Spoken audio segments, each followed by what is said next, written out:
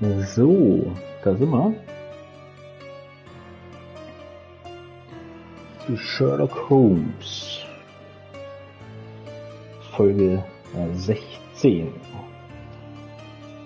Und ja, wir haben gestern einen Ritualmord untersucht, der kein Ritualmord war. Sondern der immer einen anderen Hintergrund hat. Ja, und den wollen wir heute weiter verfolgen. Good evening, Mrs. Lucinda. So. Da sind wir. Und wir gucken noch mal ganz kurz die wichtigsten Daten. Hat Sherlock hier irgendwo aufgelistet, glaube ich. Also wir wissen, dass der Typ erst mit einer Bierflasche quasi geschlagen wurde auf den Kopf und dann auf einer Ritualbank mit einem Ritualdolch erstochen wurde.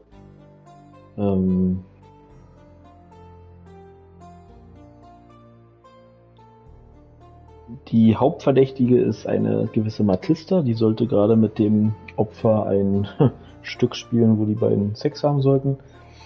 Und ja, wir sehen hier auch, dass Manchios, der Chef oder der Inhaber des Hauses, ein großes Problem mit Matista hatte.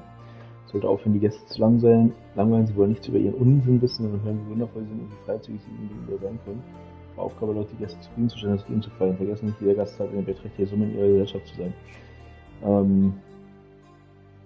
Also, es sind viele, viele Fragen. Und die wollen wir heute mal aufklären. Nochmal ganz kurz zu Fabios Ermordung. Der Täter griff Fabio in der Raucherlounge an, nachdem er mit der Weinflasche auf den Kopf schlug.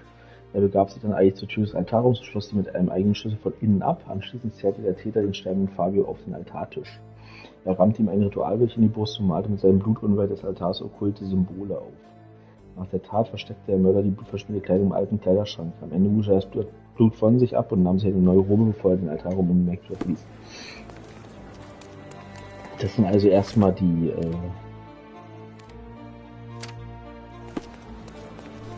Anhaltspunkte, die wir haben. Und jetzt gehen wir zu Mr. Manchios Anwesen nochmal und fragen uns da durch. Willkommen zurück mit Sherlock, der Horrornonne. Ja, genau. Sherlock, die Horrornonne. Aber diese Verkleidung ist hier absolut notwendig, um in dieser, ja, ich sage jetzt mal Gesellschaft. Help me, please. I'm so sorry. I can't help you, sir. In dieser Gesellschaft quasi Welcome, sir. I do hope. Ja, zu Hause zu sein.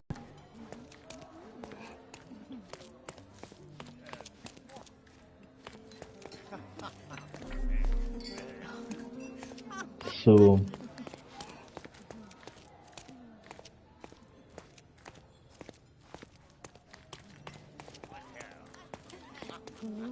Wir gehen nochmal zum Tatort.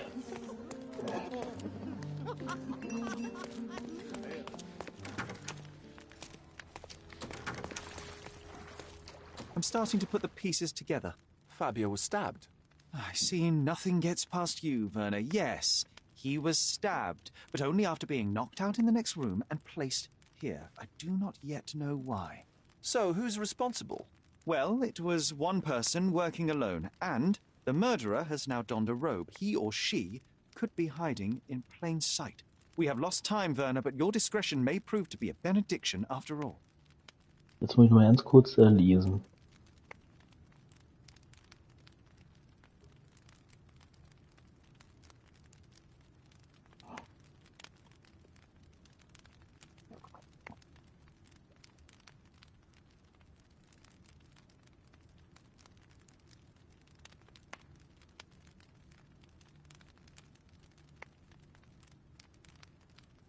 Aha, okay. So, Beweise präsentieren. I can't follow you here. The murderer had to have access to this room. After the crime, he used his own key to lock the door. So, who had the key to the altar room? I'm not sure. As a special guest, I was provided one by Mr. Manchios. He should be able to tell you of any others. Where can I find him? Most likely in the main hall, entertaining his guests. He has a mask with golden stars. You can't miss him. But please be discreet. We don't want to risk disturbing the revelry. Okay, das war's schon.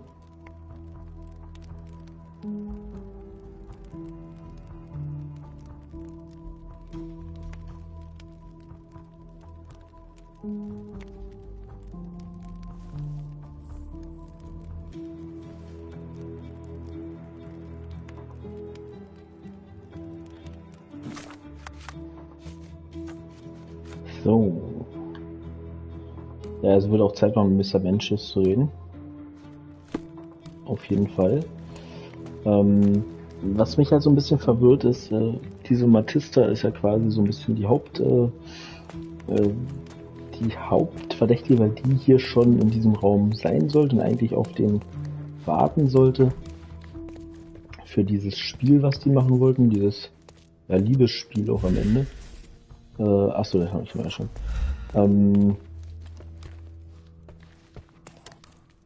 Props, decorations and tools for a more detailed set.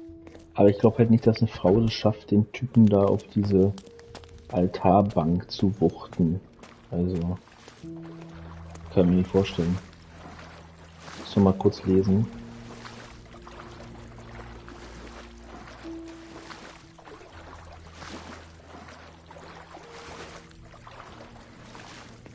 John lässt es sich gut gehen. So. Dann gucken wir mal, wo Kurt Mensch ist. Er trägt eine Maske mit goldenen Sternen.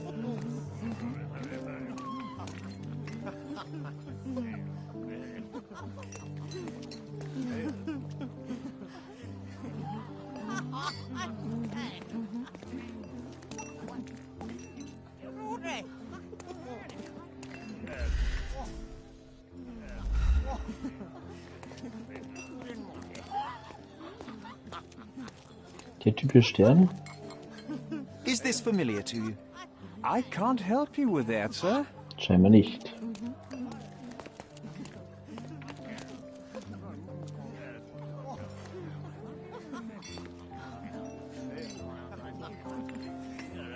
Aber Sterne haben da ein paar.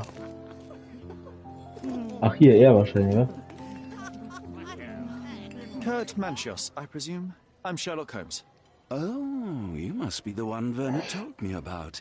What a sweet voice you have. It must belong to a handsome young man. Can I call you Sherlock? As you wish, Mr. Manchios. Mr. Vogel asked me to help you. Wird schon The pervers. body in the altar room requires answers, and quickly. I suspect the murderer to still be here. What? Lower your voice. I don't want anyone to hear us. Bestimmt richtig cool, da zu hören. Did you know Fabio well? People are starting to look at us, Sherlock. Change the subject. I can't believe what happened to him. To me. Such an atrocity. Think what it means for me. A wonderful evening for so many good, influential, and rich people has been ruined. I have betrayed all my promises of exotic delights. I don't understand. Surely a murder would affect your reputation to a greater extent. Please, isn't this why you are here? I thought you were a silent magician. Do your tricks and make it go away. Ich werde meine Tricks anwenden. I need to find all those who had the key to the altar room. As far as I know, Mr. Vogel, Fabio, and you had access to it. Is that correct? That is correct, yes. Also, Matista and Santos. Santos? Who is that? Santos Pinchetti, my major domo. In his opinion, at least. I'd like to speak to Mr. Pinchetti and Matista. Do you have somewhere I might have a private conversation with them? Of course, of course. Let me think. Matista is entertaining the guests somewhere, and Santos... Oh, yes. He will be busy with the servants. Or the cook. What's that noise? What's going on? Freeze, filth. You're under arrest. Was ist denn jetzt los? Polizei.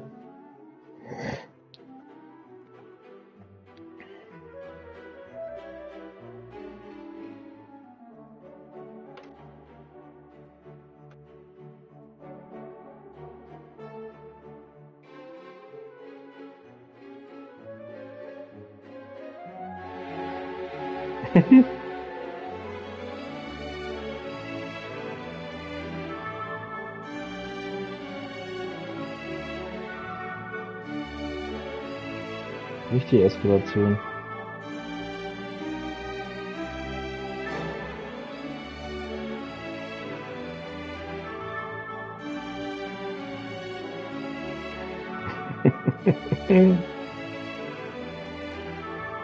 Ach, ich?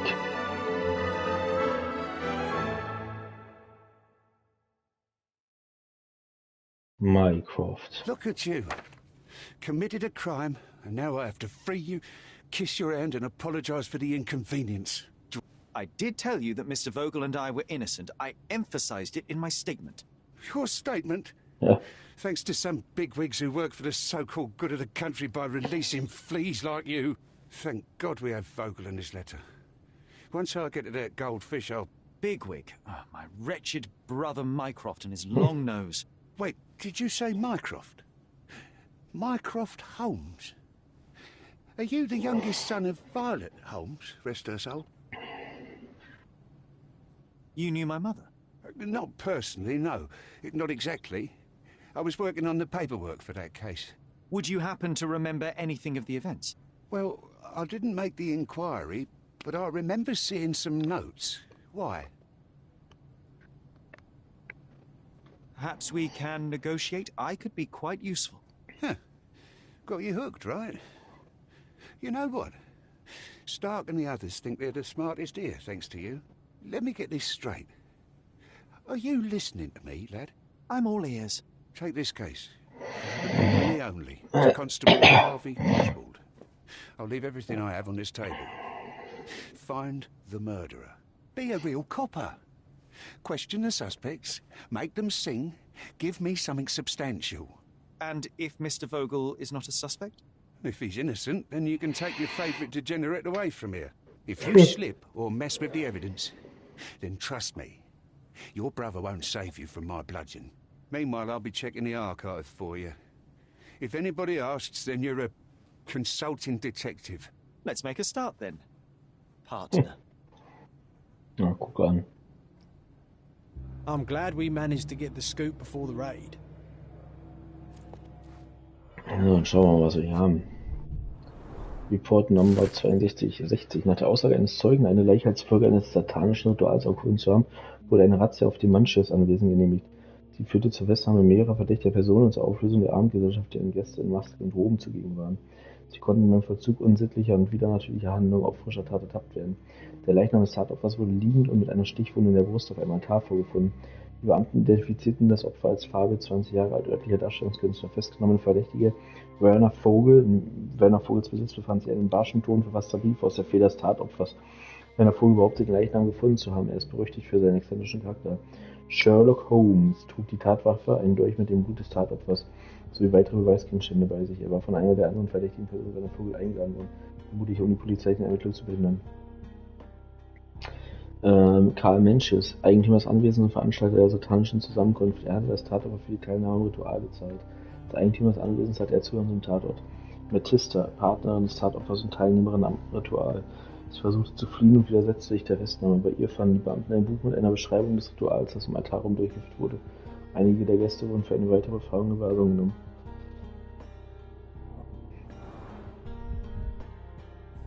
Okay.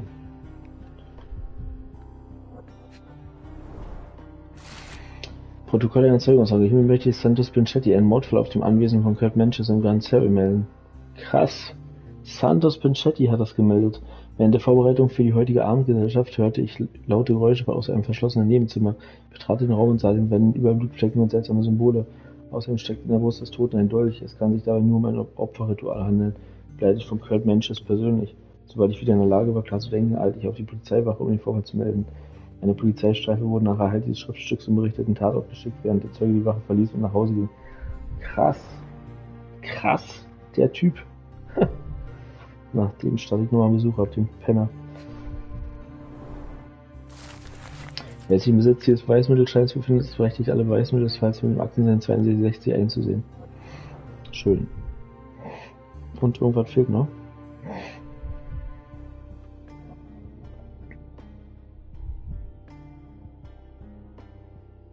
John.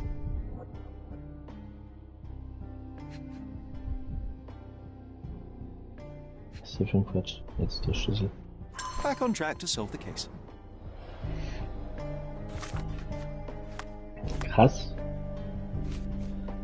Polizei im Süd. Polizei hat mich bei der Razzia auf Mr. Manches Anwesen festgenommen. Constable Oswald hat mich jedoch freigelassen. Er sagte im Gegenzug für meine Hilfe im Lösen des Falls, will er nach Dokumenten über den Tod meiner Mutter suchen. Aber eingewilligt. Constable Oswald wird während meiner Ermittlung des Tisch stöbern. Er ließ alles, was über den Fall hat, auf den Tisch zurück. Okay, Beweismittelschein. Werner Vogel wurde als einer der Hauptverdächtigen eingesperrt. Santos Pinchetti. Fabi hat 2 teure Manschettenknöpfe als Geschenk von Kurt Menches erhalten. Unerwiderte Liebe wäre zum Beispiel mal ein Motiv, ne? So, Pinchetti ist als Haushofmeister hat Santos Pinchetti uneingeschränkt Zugang zu einem Zimmer des Anwesens. Werner Vogel wurde verhaftet, da man in seiner Tasche Fabis Brief fand. So. Mr. Pinchetti ist ein Verdächtiger. Mr. Pinchetti ist ein Verdächtiger, der verhaftet und verhört werden muss. Er sagt nicht, dass er einen Schlüssel hat.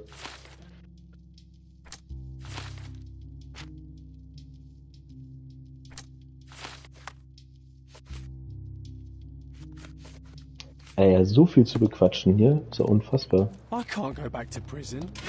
Look, I found Werner.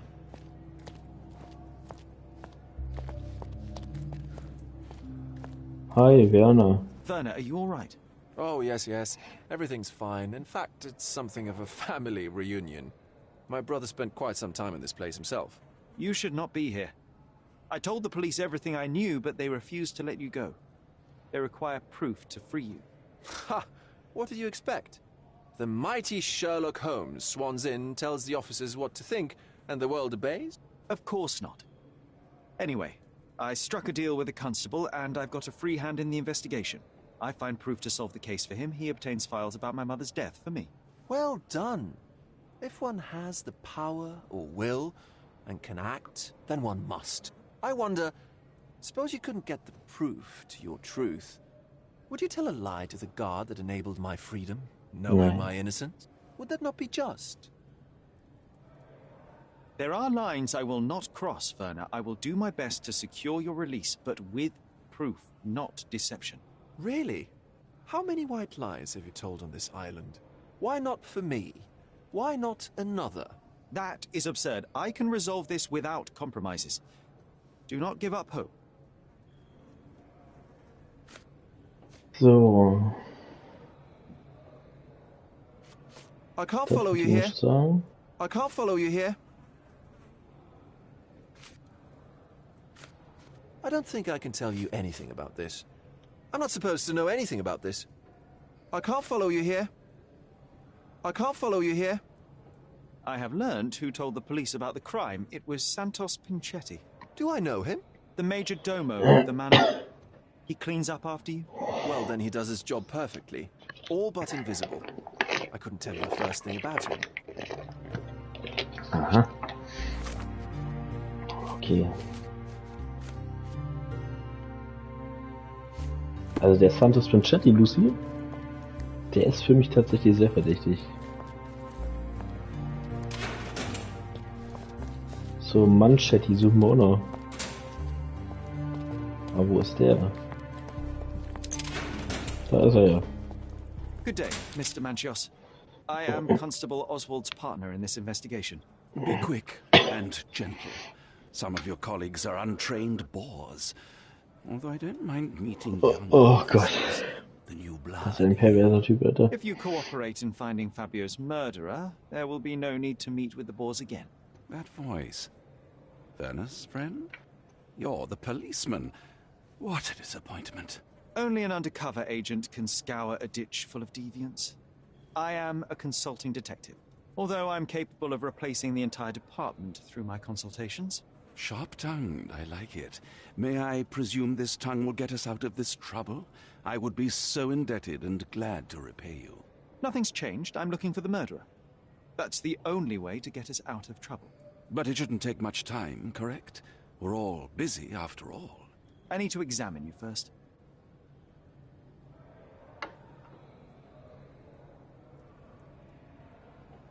Das wird geil. Ich muss erstmal genau in den Augen stellen.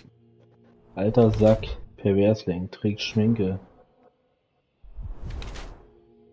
Ausschlag von Hautfärbemittel. Haarfärbemittel.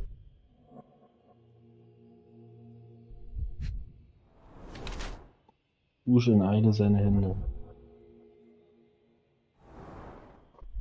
Das ist ein Punkt gegen ihn.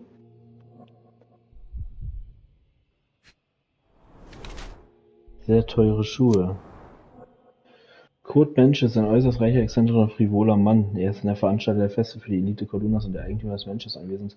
Er verbringt sein Leben in Gesellschaft ähnlich für privilegierter Menschen. Dieser frivole Lebenswandel hat ihn allerdings extrem vorsichtig werden lassen, was seine Gesundheit anbelangt. Er setzt in diesem Zusammenhang so viele Chemikalien und Haarmittel ein, dass er damit seine Haut schadet. Verputzt sein wahres Alter. Allerdings möchte Mr. Mensch sein Altersweite für den jüngeren Gästen seiner Feste verbergen. Das Altern bereitet ihm so große Sorgen, dass er sich schminkt und seine Haare färbt, um jünger zu wirken. Ja, das denke ich auch.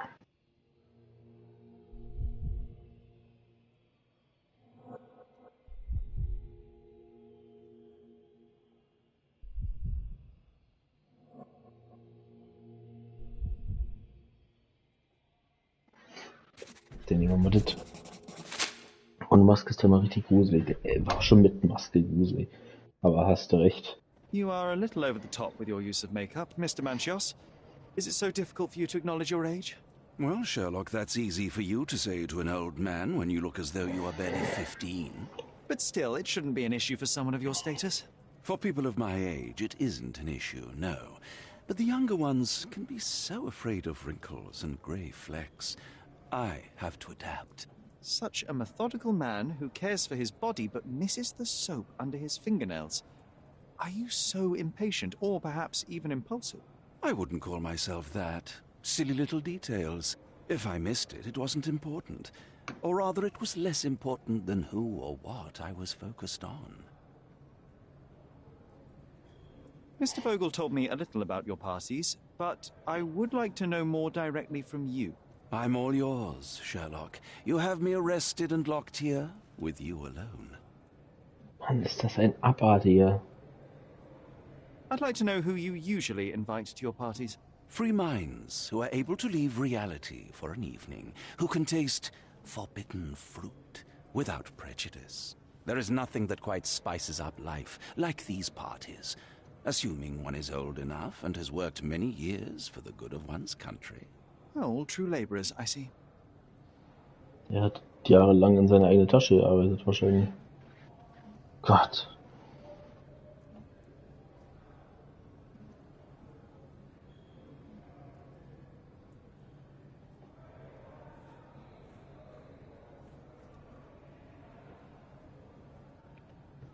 Why did you invite Mr. Vogel as your special guest? He's a pretty fellow. He's capable of surprising the public.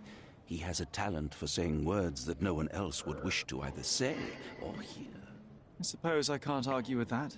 He is a free addition to the eccentricity of the party, which is fine by me, as long as it enhances my party.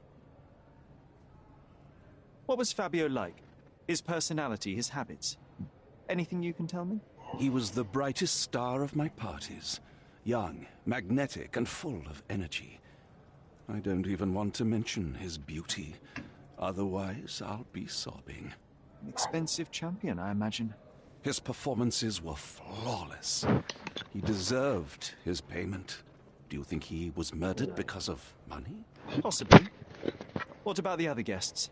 Were they used to opening their wallets as well? I wouldn't restrict my guests from anything. I'm sure Fabio received a few coins from others for his services. Doch, würde ich ihm mehr zu gehen, wäre ich ganz schnell wieder weg, aber so was von.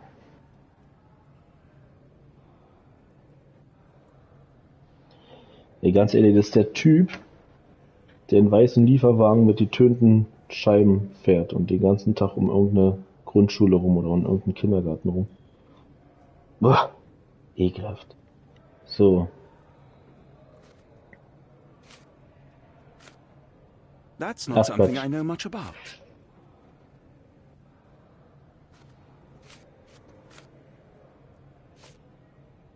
Do you have any idea who tipped off the police to raid your mansion, Mr. Manchios? Of course. It was you. I could even say you Sherlocked me in here. A good guess, but the wrong one. The fellow who did that was Mr. Pinchetti, your major domo. What? Santos? But how could he even know? If he's not the murderer himself. The ungrateful swine. He has dared to besmirch my reputation. Not a Punkt very für ihn. eloquent choice of words. What should I call him then, since he's a snitch? Make him talk, Sherlock. I'm quite certain he knows more about the murder than he has told the police. Punkt auf jeden Fall für ihn. I've no idea about that. I've no idea about that. That's not something I know much about. I've no idea about that. That's not something I know much about. That's not something I know much about. You'd better ask someone else. You bought an expensive pair of cufflinks for Fabio. Were they his price? Or were they a tip for an exclusive show? It was pure business. Fabio escorted me a few times. I was merely showing my gratitude. This pair cost a small fortune. You must be extremely grateful then. Tell me more. You've thrust a knife in an exposed nerve, Sherlock. Yes, he was my protege and my beacon also. With my experience and his beauty, we could have achieved anything. I had faith in him. I would have made him.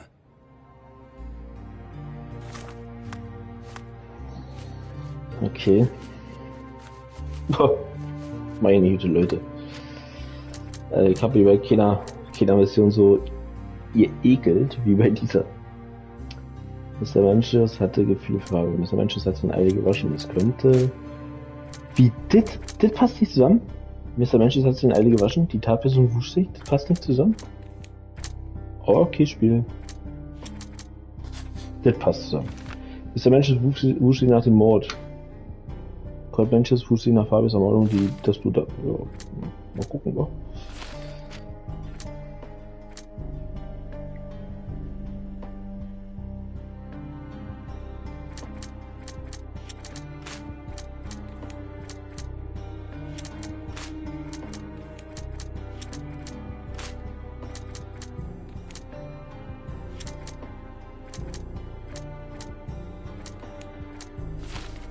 Was für einen Brief haben wir denn eigentlich von Fabio an Werner?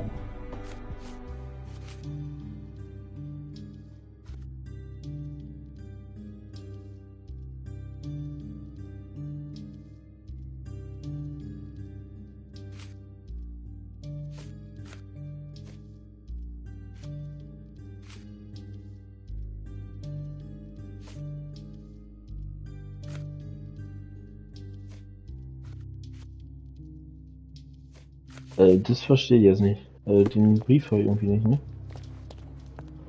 I can't wrap my head around such a tragedy at my party.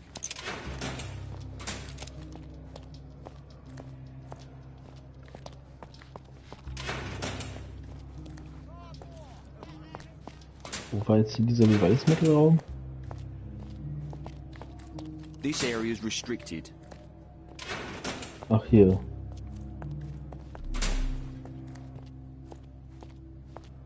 Ja.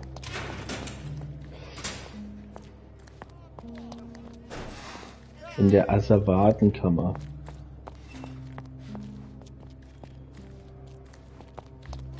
Asservatenkammer.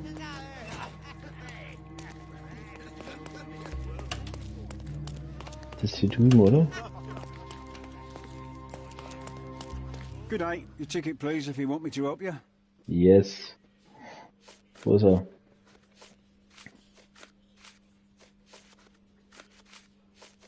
I'd like to check the evidence from this case. And who are you?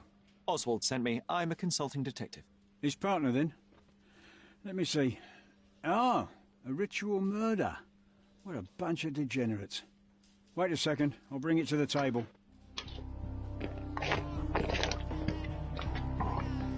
Also, um mal zusammenzufassen, jetzt sind bisher aus meiner Sicht bis auf Werner Vogel alle drei ein bisschen verdächtig.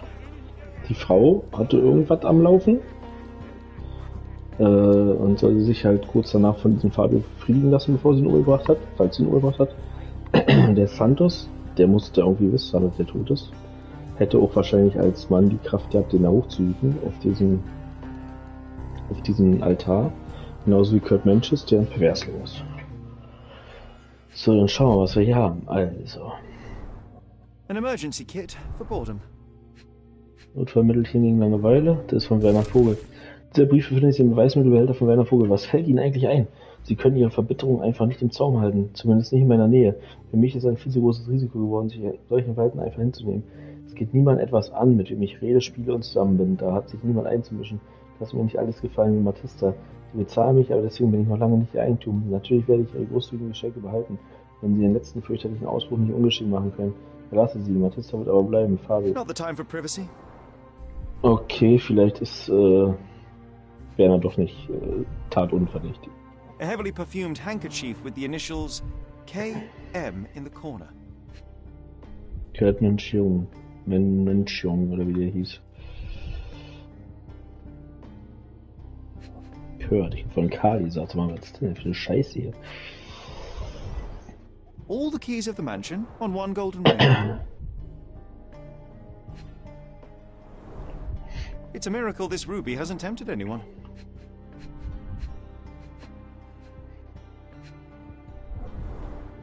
A handcrafted charm that contains hair and nail clippings.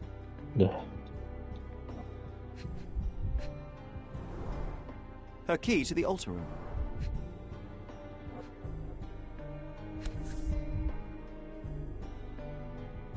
Power of Love, Blood and Mandrake. That's not for bedtime reading.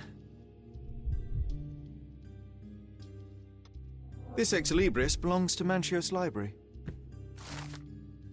Bei der Festnahme von Matista fand die Polizei dieses okkulte Buch in ihrer Tasche.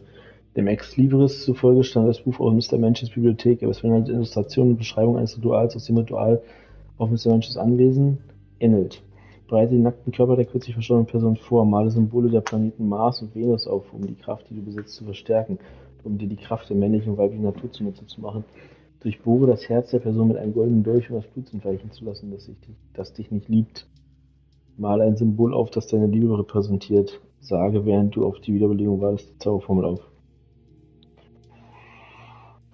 The book describes a ritual similar to the one performed in the altar room. Tatsächlich liebt ihn ja zumindest mal der Kurt Menches, der hatte Bock auf ihn. Werner Vogel scheinbar auch. Werner's personal sketchbook. Thank you, officer. Also Motive und Alibis für ein Dutzend Morde bisher. Dann reden wir mal mit Werner. Ach, diese Matista sitzt hier auch irgendwo ein, scheinbar. Matista Dingsbums. Wo ist die denn? Warte mal, hier saß irgendwo eine Inne. Na, wir reden erstmal mit Werner. So, Werner. Fabius Brief. So, the police found a letter from Fabio in your pocket. I cannot tell if it was truly in my pocket at all. Perhaps it was placed there later. Well, that is one hypothesis. If it were true, then how did it get there? No clue. But this night has been rather eccentric. Such a detail could have easily eluded me. Indeed. Do you recall reading it? I can't remember that either. But I tend to respect privacy. Reading others' personal notes is not one of my perversities.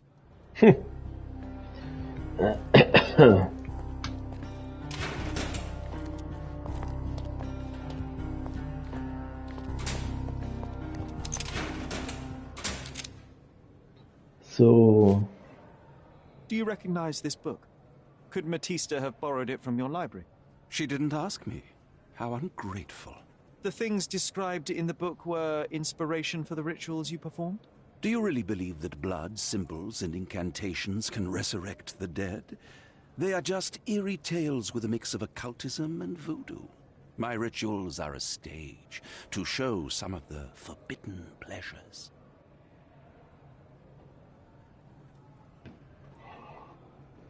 Gott. I've no idea about that. I've no idea about that. I've read this letter from Fabio. It had no addressee, but it was found in Mr. Vogel's pocket. Werner? Strange. I didn't think the two of them corresponded. I'm sure there is some explanation. Would you care to read it? Call me superstitious, but I don't care to read a letter from a dead man. Also der Brief muss gar nicht unbedingt an Werner adressiert gewesen sein. Kann nämlich jemand einfach in Werners Sachen gesteckt haben. Was ich tatsächlich plausibel fand bei Werner, kam mir jetzt nicht vor wie einer, der jetzt auf sich für einen Typen einschießt.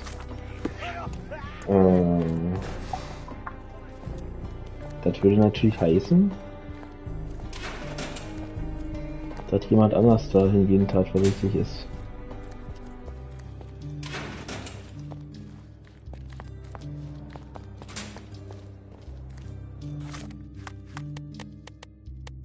Ist Matista jetzt hier eigentlich auch noch irgendwo? Oh, what a long day.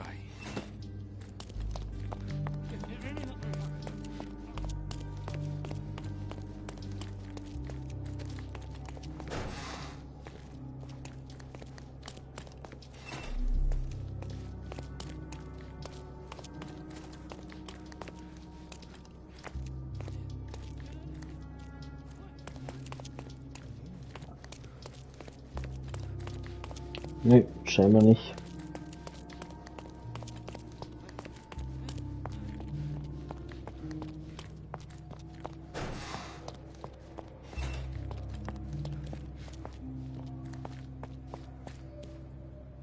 So.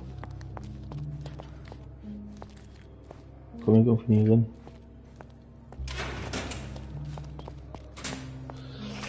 So, dann gucken wir mal die Gedankenspiele. Die Macht der Liebe. Was ist das brutale Liebesritual? Tod ihrer Stecken und Aufnahme von Mars Venus.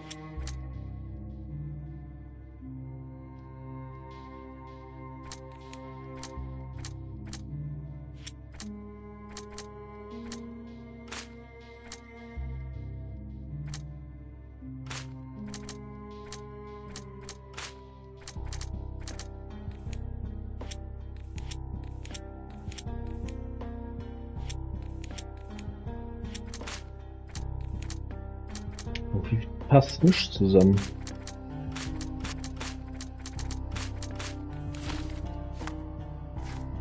So, dann gucken wir mal, was wir noch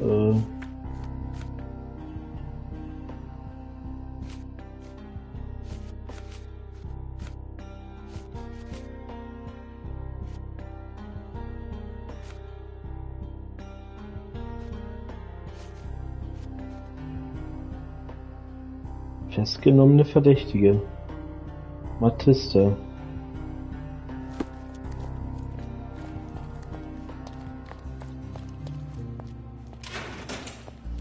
Aber wo?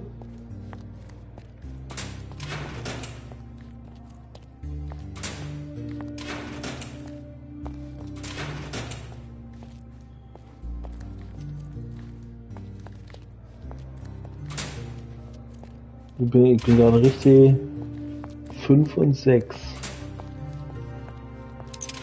Ach, hier ist er. Hi, Schnubbi. I'm Sherlock Holmes. I'm helping Constable Oswald. You are Matista, Fabio. This body, yes, it's Matista. But it's a mere shell that will die someday, Mag nachher nochmal. just like Fabio. War das ja? Ja, aber es ist nur eine Hülle hier, so wie Fabio. Sein Ende war vorhersehbar, mein Beileid. Please accept my condolences for your friend. Thank you. I'm just here to ask questions and find Fabio's murderer. It will not bring Fabio Ich guck da back. nur.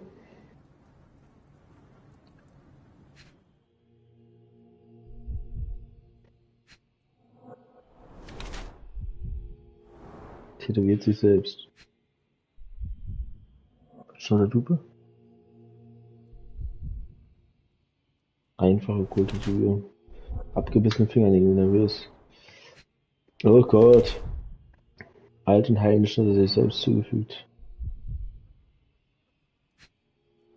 Sklave. Das hatte doch noch jemand, war auch er, ne? Das Opfer.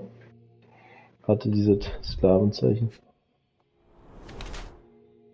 Narben von Ketten, alt und kaum noch sichtbar. Ach du Scheiße, Alter.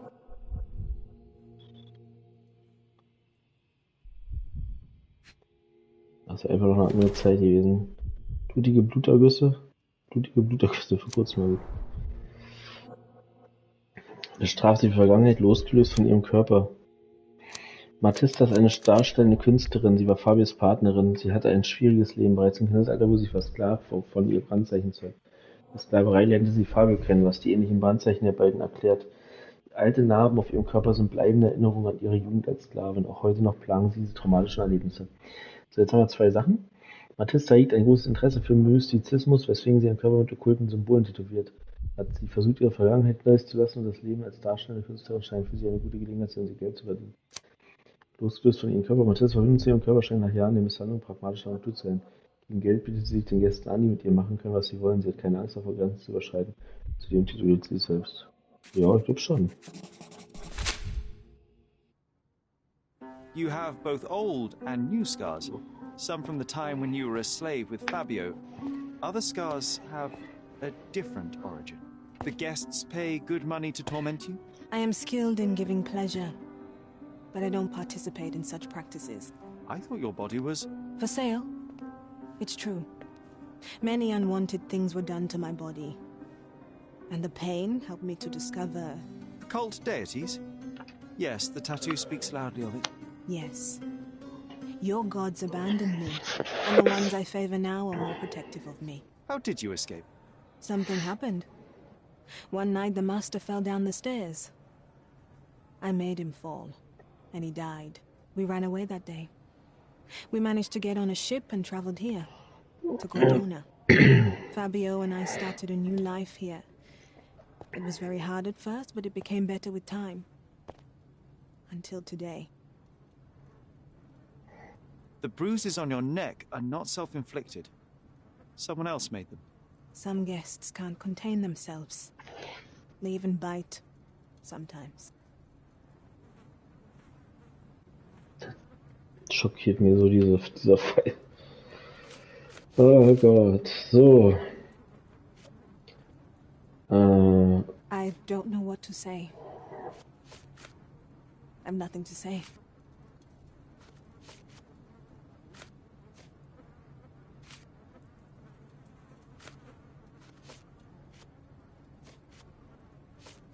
I have nothing to add. This is the letter the police found in Mr. Vogel's pocket. Fabio wrote it. Do you know anything about it? I don't. Although I can feel Fabio's energy. It's there, but it refuses to let me analyze it. Okay. This book, The Power of Love, Blood and Mandrake, what do you hope to achieve? To learn more about the invisible strengths that govern us. Occultism is real. The master who fell that night when Fabio and I escaped, I made him fall. I cast a spell on him and it worked. Or was it a coincidence? The universe is rarely so lazy. If you say so. Do you practice occult rituals? For protection? For fortune? To wash away the ugliness of the world? Sometimes to survive. I have the gift, and I'm learning to use it better. Did you use your gift on Fabio? I only used white magic. Love charms lately. Fabio became so distant. I just wanted him to be with me, but I suppose I'm not as skilled as I thought.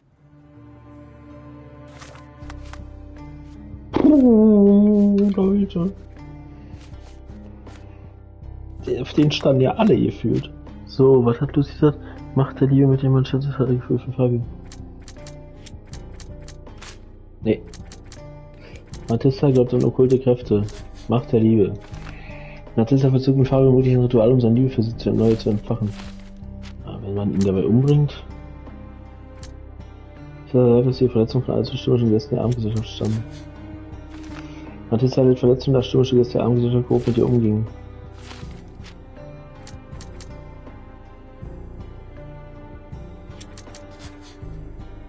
Oder Fabio verletzte Matista bei der Handgreiflichkeit in der Raucherlounge, verletzte Fabio Matista. Ich würde erstmal nicht sagen.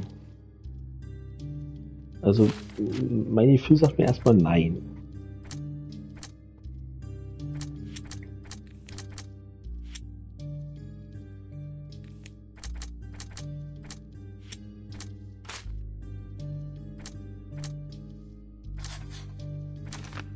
Mr. Mensch macht sich nur frisch, Mensch macht sich für Ausschweifungen frisch, Mr. Mensch fischt sich nach dem Mord. Ich mache erstmal, dass ich nicht, das ist nur, wenn ich das schon mache hier. Kommt da nicht viel. What the fuck? Lucy ist auch ein bisschen, also ist schon krass, was die hier so. Brief ist. Fast nicht. Nee. Tatperson wusch sich. Nee. Nee, das passt alles nicht. Dann wollen wir aber diesen Typen aufsuchen hier.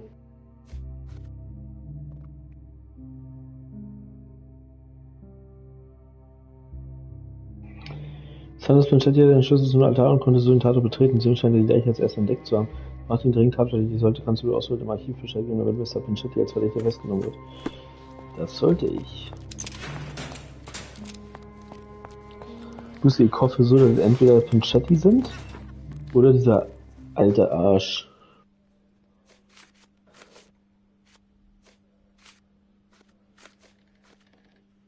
Was ist denn das jetzt hier? Have you considered Mr. Santos Pinchetti as a suspect? The snitch? Have you seen him? I mean, my breath could knock him down. What's so special about him? As a major domo, he has keys that open all the rooms, including the one to the crime scene. Could have testified only to circumvent suspicion, don't you think? We need to question him. Right. I'll send our men to fetch him. Stay here. They brought him in, Mr. Holmes.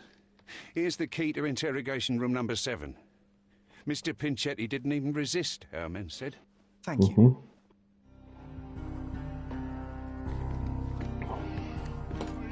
Mega mal spannend, was wir jetzt treffen.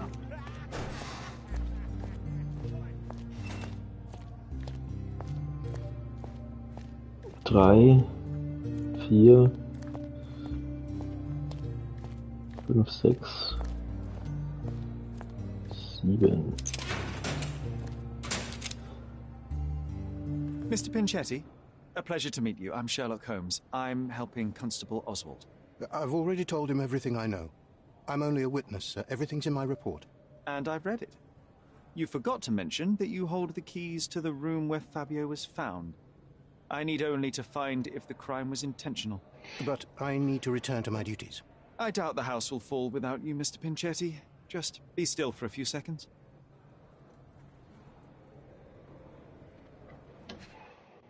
Dann gucken wir uns den mal an. Geflickte Löcher mehrmals repariert.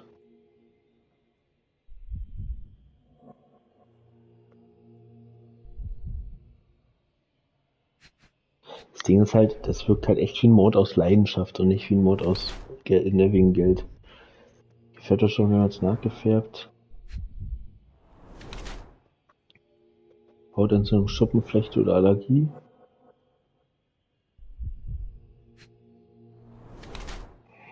Kleiner Blutfleck im Blut getreten. So, Santos Pinchetti ist der oberste Diener auf dem Menschenanwesen. Obwohl er die höchste Position unter den Bediensteten im Haushalt hat, scheint er arm zu sein. Sein Körper zeigt Anzeichen von Schuppenflechte. Mr. Pinchetti verbirgt seine kranke Haut unter Schminke. Der Anzug des Haushofmeisters weist mehrere Löcher auf, die geflickt oder genäht wurden. Damit der Anzug neuer wirkt, hat Mr. Pinchetti ihn gefärbt. Unglaublich geizig. Mr. Pinchetti scheint zwar über ausreichend Geld für das Atelier ihm zu verfügen, gibt aber so wenig wie möglich davon aus, Unreinheiten seines Körpers kaschiert mit Schminke. Für ein zeitgemäßes Äußeres hat Mr. Pinchetti seinen Anzug einfach neu gefärbt. Um mehr Geld sparen zu können, hat er mehrere Löcher in seinem Anzug selbst geflickt. Das Spiel tut uns wohl nicht den Gefallen, dass es die Möglichkeit gibt, in den Meer zu versinken. Ich glaube nicht, Lucy. You are the major domo of a rich mansion, and you seem barely able to afford decent clothing.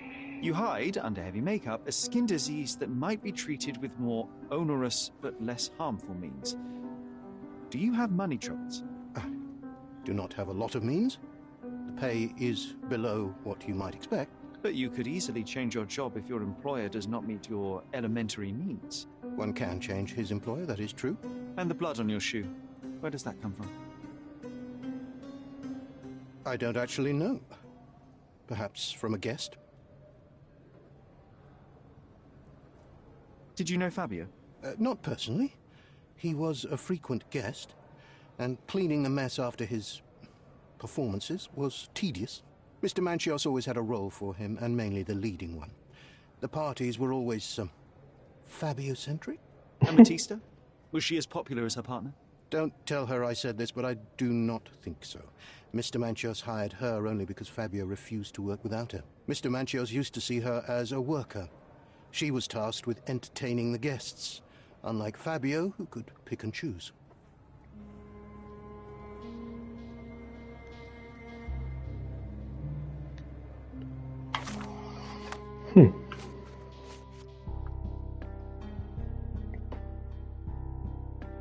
Ach, da sind noch konfiszierte Gegenstände noch von ihm. Blut auf Mr. Vincettis Schuh.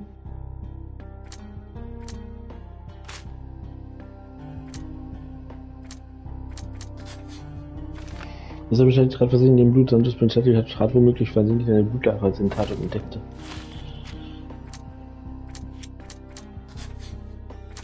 Oder Mr. Vincetti übersah den Blutfleck. Santos Vincetti übersah den Blutfleck seitlich auf seinem Schuh, als er sich nach dem Mord wusch. Ja.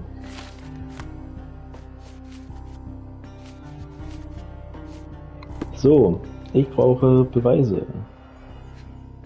Was haben wir denn hier? Ein Schlüssel. I recognize the key from the altar room among these. Er hatte den für den Altarraum. Eine kurze Notiz, die im Testament beigefügt wurde, lautet: Kurt Manches Testamentnotiz. Santos, mein närrischer Faulpelz, du hast mich angefleht, dich in meinem Testament zu berücksichtigen, und das habe ich hiermit getan, und bei die aktuelle Fassung meines Testaments Kurt. Ein Auszug aus dem Testament lautet: Santos Vincetti, Haushochmeister Menschen anwesend, hat ein Glas Bartwichse und eine Salzlampe, der will sich stets an seinen fürsorglichen Arbeitgeber Kurt Manches erinnern. Was für ein Arschloch, Alter. Ohne Scheiß. Ich glaube, den verhaftet ihr auch, wenn es ein anderer Mörder war. Ohne Mist. Mr. Manchios says that you begged him to be included in the heritage. Isn't that a little extreme, even for a major domo?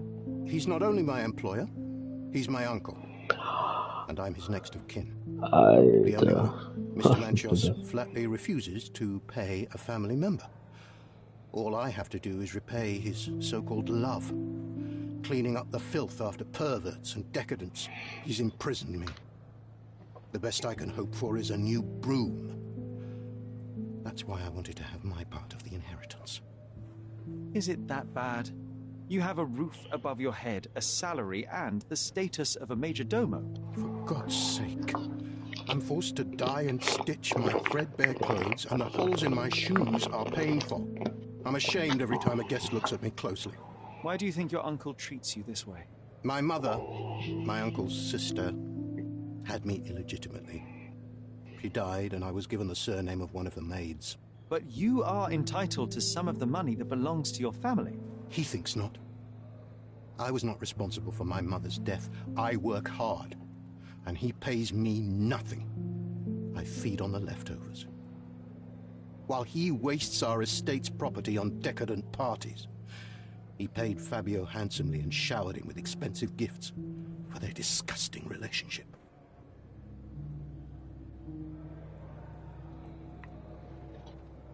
Und die letzten beiden Sätze geben ihm so ein Motiv, Fabio umzubringen, einfach aus Knatz.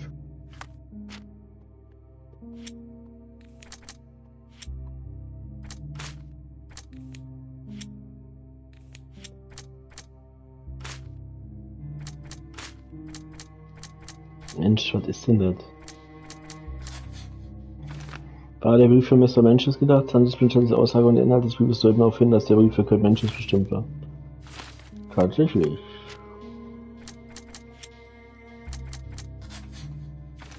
Mr. Vincetti hoffte Vergebung auf Erbe. Santos Vincetti arbeitet unter miserablen Bedingungen für Mr. Manches, weil er hoffte zu erben, vergeblich. Na, siehst du, wird ein bisschen weniger geworden. Fabius Brief. Der Brief, der sich in Mr. Vogels Tasche gefangen könnte für mehr Kurt Manches bestimmt gewesen sein. Laut Mr. Manches Laut Mr. Pinchetti erhielt Fabio außergewöhnliche und teure Geschenke von Mr. Manches. Im Brief erwähnt Fabio Geschenke, die er als Ausgleich für das Aufbrausen des Briefadressaten behalten wollte. Vermutlich schrieb Fabio diesen wütenden Brief an Mr. Manches. Tja, dann würde ich sagen, sollten wir nochmal mit Mr. Manches reden. Haben wir schon alle Ratten hier? So, du Pisser. There is undeniable evidence that you were the original recipient of this letter. What are you talking about? Is it addressed to me? Your protege wanted a fresh start, it seems. This is sufficient to charge you. Me? Hurt my star? Are you insane that you would accuse me of such a thing? He did not consider himself as yours. Since you deny everything, let's move on. Do you have any idea as to how the letter could have ended up in Mr. Vogel's pocket? You were the detective. Perhaps he took it from Fabio. Werner was a little high.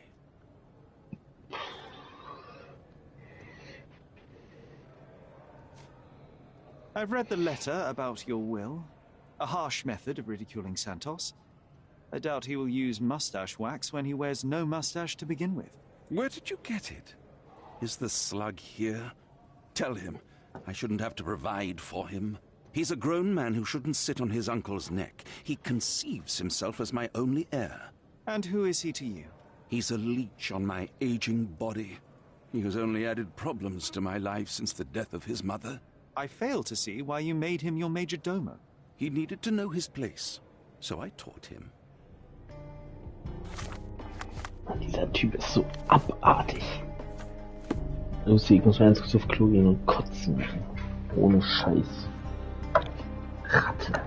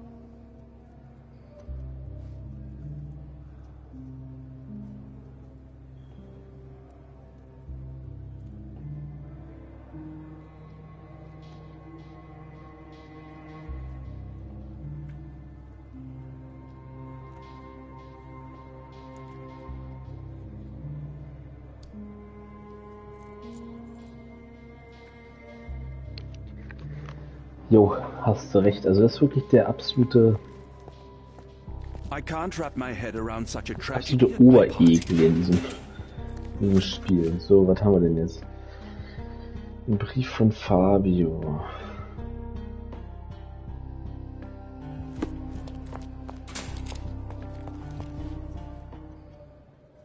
I have reason to believe that the intended recipient of the incriminating letter may have been Kurt Manchios.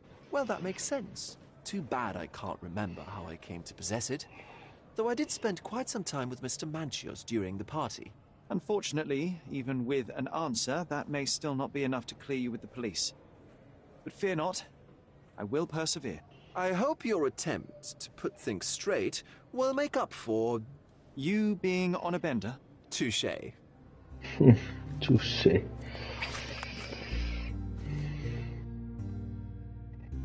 Fabius Brief.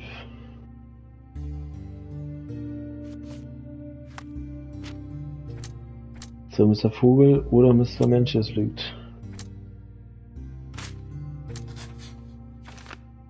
Rauschenvogel nimmt Brief an sich. Mr. Manchios schob den Vogel Vogel den Brief zu. Adventures steckt den Brief in Werner Vogels Tasche, um den Verdacht auf ihn zu lenken. Werner Vogel nahm den Brief selbst, als unter dem Einfluss verschiedener berauschender Substanzen stand. Würde ich nicht sagen.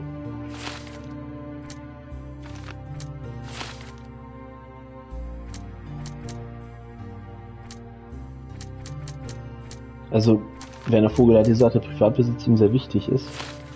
Deswegen würde das erstmal nicht so passen.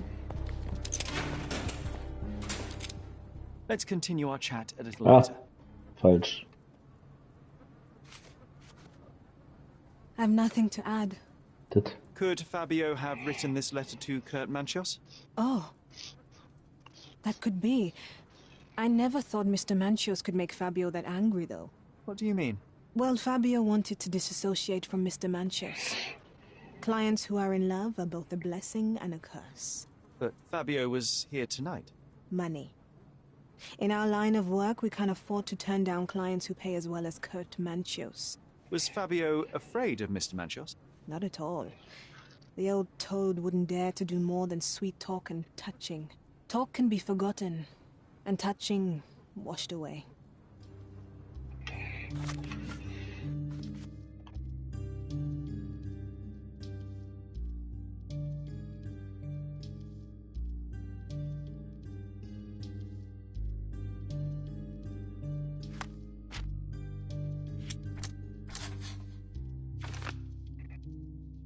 Fabio brach Mr. Manchios das Herz.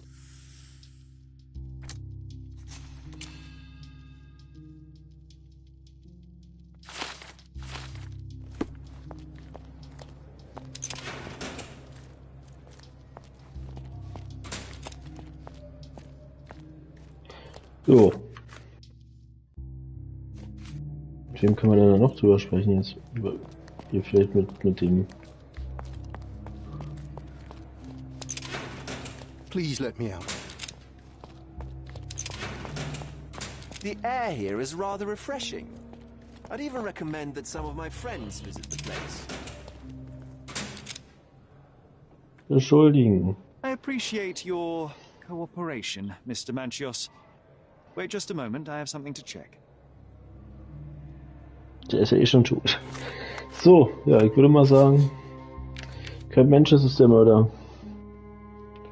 Fabio spielte jahrelang mit Kurt Manchios Gefühl und ziehen aus. Als Mr. Manchios aber mal zurückgewiesen wurde, brachte er den jungen Darstellenkünstler um und inszenierte ein Liebesritual, um von seinem Mord abzulenken.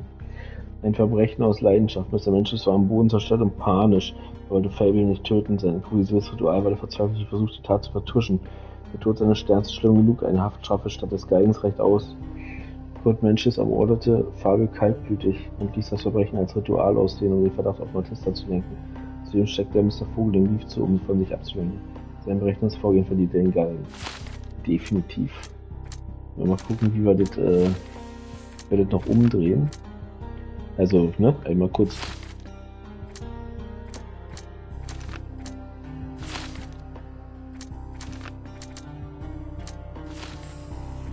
Hier würde jetzt Matista, glaube ich, dem anderen sein, genau. Matista fürchtete Fabio vor seiner wachsenden Bekanntheit und ehrgeizigen Ambitionen zu verlieren. In einem allerletzten Versuch, ihn emotional an sich zu binden, führte sie den Liebesritual durch und tötete ihn dabei an einige Stunden Seele. Matista ein Produkt der Gewalt, die ihr schon ihr ganzes Leben lang widerfahren ist. Daher kann sie nicht zwischen Gut und Böse unterscheiden. Sie war besessen von Fabio und brauchte Hilfe, die sie in einer Nervenanstalt bekommen sollte. Mit Hilfe von Okkultismus rächte sich Matista an der Welt für ihr schreckliches Leben. Sie ermordete Fabio, da sie besessen von ihm war und sollte für ihre Tat zur Rechenschaft gezogen werden. Weil zweifellos verdient sie die Todesstrafe. So. Dann können wir das noch so. Da ist jetzt Mr. Pinchetti der Mörder. Santos Pinchetti ist der Mörder. Mr. Pinchetti buckelte lange für seinen Onkel und hoffte, von ihm zu erben. Irgendwann wurde ihm dessen Erniedrigung zu viel. Er ermordete Fabio und schob die Tat seinem Onkel in die Schuhe, um nach dessen Hinrichtung das Erbe einzustreichen. Er hat für Gerechtigkeit gesorgt. Santos Pinchetti wusste seinen schrecklichen Onkel loswerden, um für Gerechtigkeit zu sorgen. Er dafür nur ordentlich ungeschoren davonkommen sollte, nach einer Haftstrafe jedoch die Chance halten, ein neues Leben zu gewinnen. Es war eiskalte Rache. Santos Pinchetti verlor den Verstand. Nach Jahren der Demütigung wollte er mit dem Mord an Fabio seinen Onkel loswerden. Elend und Verzweiflung rechtfertigen jedoch keinen Mord. Mr. Pinchetti ist gefährlich, wenn ich nicht ein. So. Ja, das sind die 3 Optionen. Selbst wenn es Pinchetti war. Nee.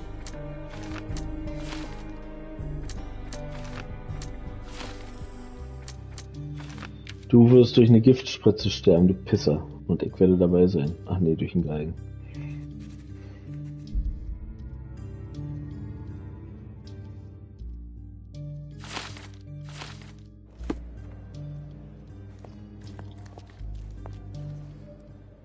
The murder of Fabio did not have a ritual purpose, Mr. Matthews. It was staged by a man who wished to distract the investigation. That might be true. That poor girl Matista wouldn't dare to kill the only man who cared for her. So, Santos. Mr. Pinchetti snatched at the chance to solve his problems. Ungrateful little scum. Will he be executed? But what for? He informed the police as to the crime, that was all. He couldn't stage the ritual, but he found the body, I believe. I can't believe it. Why did Werner do it? Mr. Werner, he had no reason, and he won't be a scapegoat as you plan. You put Fabio's letter in his pocket when he was intoxicated, didn't you? You can't be serious.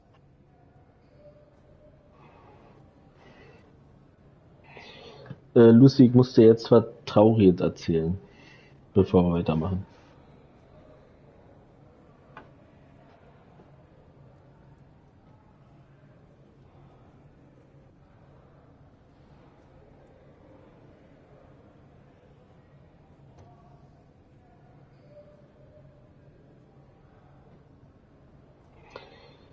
Das ist die letzte Quest, bevor wir das Finale mit der Mutterliebe haben und dann ist das Spiel zu Ende wahrscheinlich. Also kann sein, dass da noch Schatzsuche haben wir ja noch und vielleicht kommt noch eine Nebenquest oder so, weiß ich nicht, aber das war dann mit Sherlock.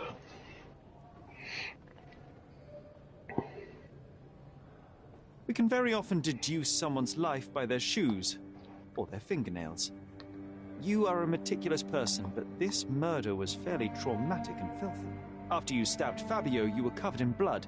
You panicked and neglected to rinse the soap from under your fingernails. The devil is in the details, Mr. Manchos. Nonsense. I missed it simply because of the busy schedule of the party. Of course, a staged murder was certainly not planned. Aber es gibt eine gute Nachricht.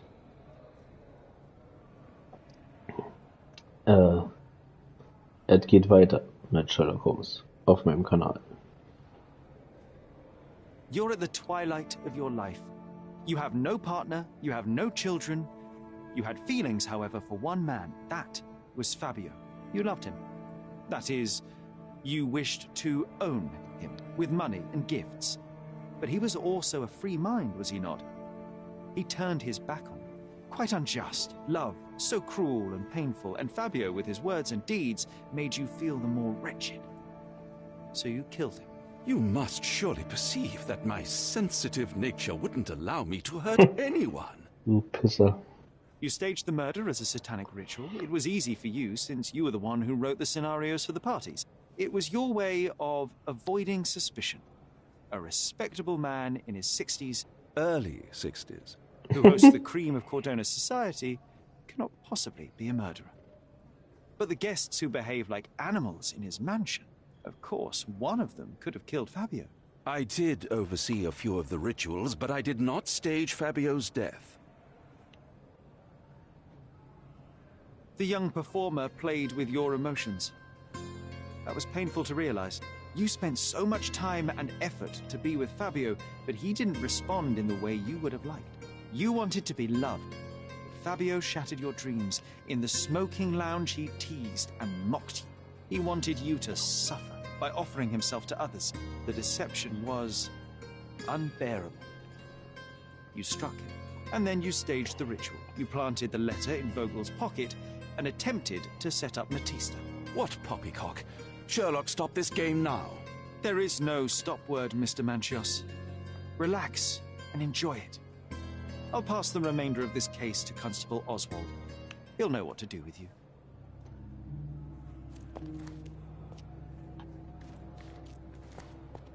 I can't believe you dared to accuse me.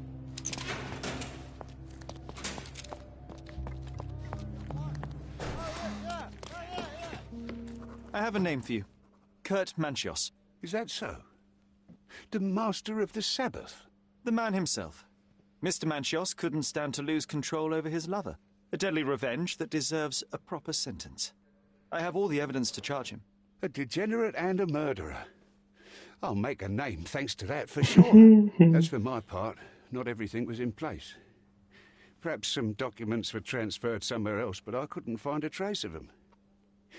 Then I remembered. The discarded document drawers where we put the lost papers or the bad papers, including the crime scene report of Violet Holmes's case. Everything I've found is on the desk here. Take it. Your persistence has saved me. Yeah, well, we had a deal after all. Your friend is free then. You can leave.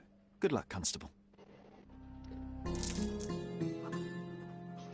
Fall abgeschlossen und 120 Talerchen noch hier sammeln. Don't forget the file. Und auch eine Dings habe ich bekommen, eine Trophäe, dass Fabio Gerechtigkeit widerfahren ist. Also scheint das auch so ein bisschen das Ende zu sein, was gewollt ist. Constable Oswald fand eine Kopie des fehlenden Polizeiberichts über den Tod meiner Mutter. Er hat das Dokument auf dem Tisch des Polizeiarchivs für mich abgelegt. Polizeibericht Nummer 0743. Als die Beamten eintrafen, fanden sie Verstorbene, die als Mrs. Violet Holmes identifiziert wurde, tot im Garten des Anwesens Stonewood Manor vor. Eine erste Untersuchung der Leiche gab, dass sie völlig durchnässt war und einen tiefen vertikalen Einschnitt im Halsbereich und 2 zur Länge aufwies. Ihr Gesicht war aufgedunsen und mit roten Flecken übersät. Vermutet die Todesursache Sauerstoffunterversorgung. Eine Bestätigung durch den Gerichtsmediziner steht allerdings noch aus. Der Hauptverdächtige Dr. Otto Richter wurde am Tatort festgenommen, die Leiche wurde für eine Autopsie abtransportiert.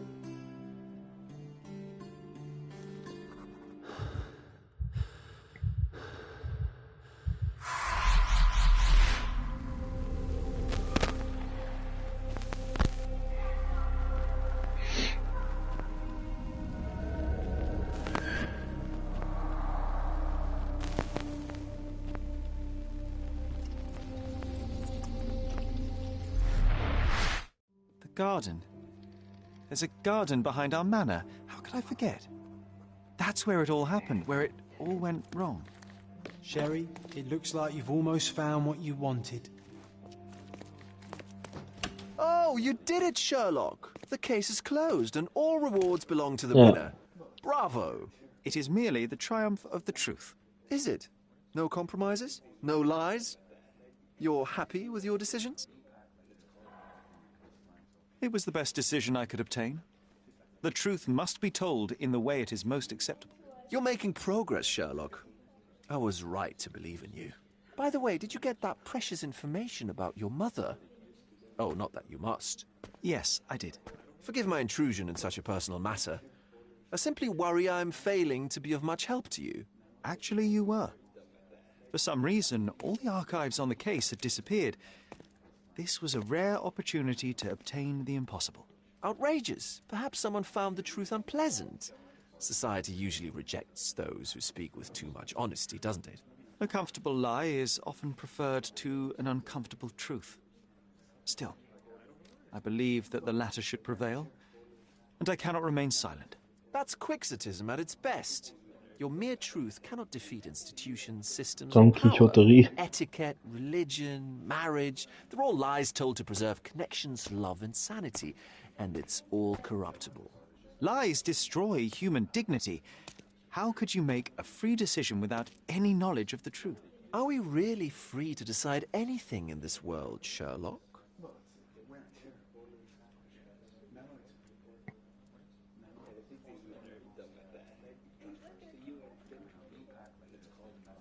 Oh, yes. It's a struggle, but yes, we can make our own decisions. That's what I fight for. And what an endless fight it is. Will you ever give yourself a break, Sherlock? You're a walking contradiction, Sherlock. You refuse to lie to others, but constantly lie to yourself. How long until the train comes off the track? I cannot look away, but perhaps I should take a few steps back. You're an accident waiting to happen, dear. Until then, I shall bid you adieu. Tschüss, Werner. War nett, dich kennengelernt zu haben. So, bevor wir jetzt weitermachen, kaufe ich erstmal ein. Und zwar bei den Antiquitätenhändlern. Alles, was noch zu meinem Haus gehört. Das letzte Geld quasi rausschmeißen.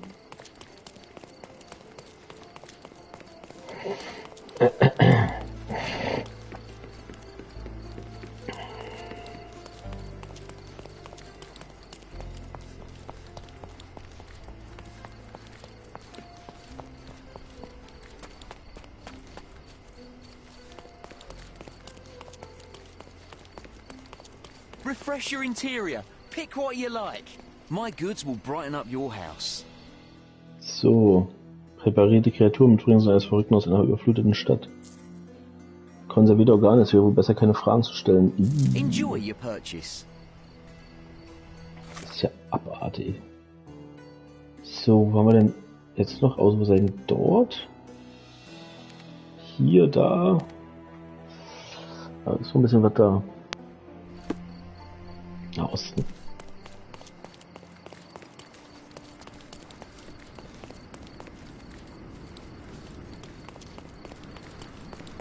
Don't miss out on the best car.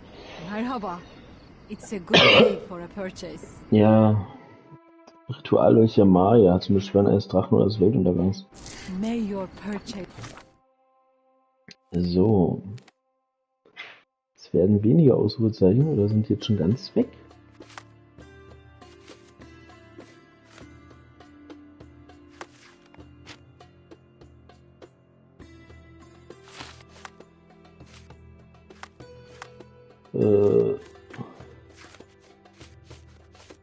Ich habe jetzt in der Pfeilmappe noch. Achso, das wird bestimmt ja unser letzter Fall. Wir sind Opferlamm.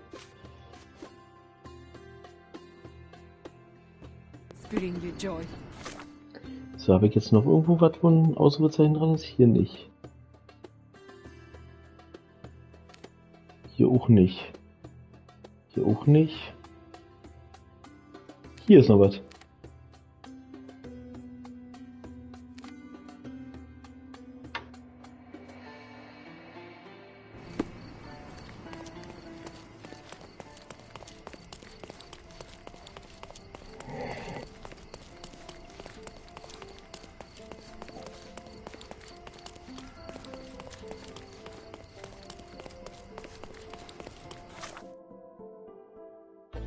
Wo renn ich denn hin?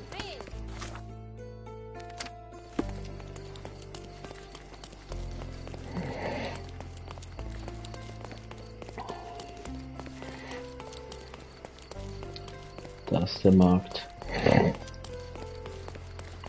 Mal gucken, ob ich dann gleich alle gekauft habe und das leere Haus beendet.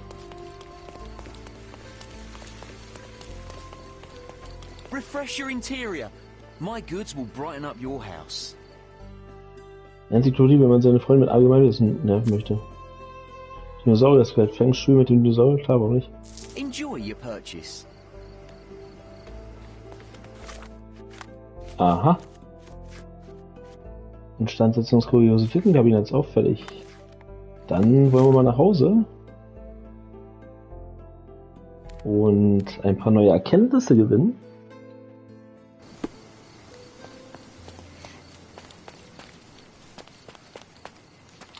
Einmal erstmal ins Kuriositätenkabinett, bevor wir den Garten untersuchen. Now it looks exactly like it was a decade ago.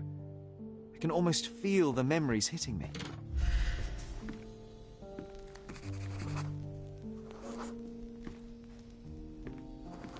Der Tag schon gemacht. It's a pity how many amazing things are missing from this room.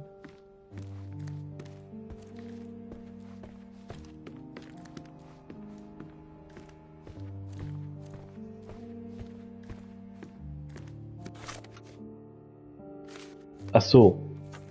Ja, ich muss das hier erstmal anklickern. Oh, I remember now. I never liked the way the books were sorted on these shelves. That you didn't. Your brother often struggled to find his reading materials after our visits. Das leere Haus bringt das gesamte Herrenhaus wieder auf Vordermann. Als wir noch in Stonewall Manor gelebt haben, haben Sherry und ich immer gerne die Kuriositätensammlung beäugt.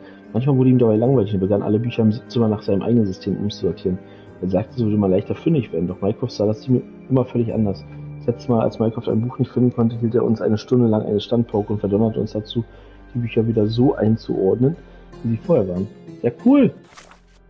Damit auch diesen Fall abgeschlossen. Ja, ich fürchte, jetzt kommt jetzt der letzte Fall. Aber gut, dann ist noch diese Schatzinsel-Kacke da. Ich habe gar nicht so wirklich Lust, muss ich sagen, aber werde ich wahrscheinlich mit Hilfe des Internets zu Ende machen.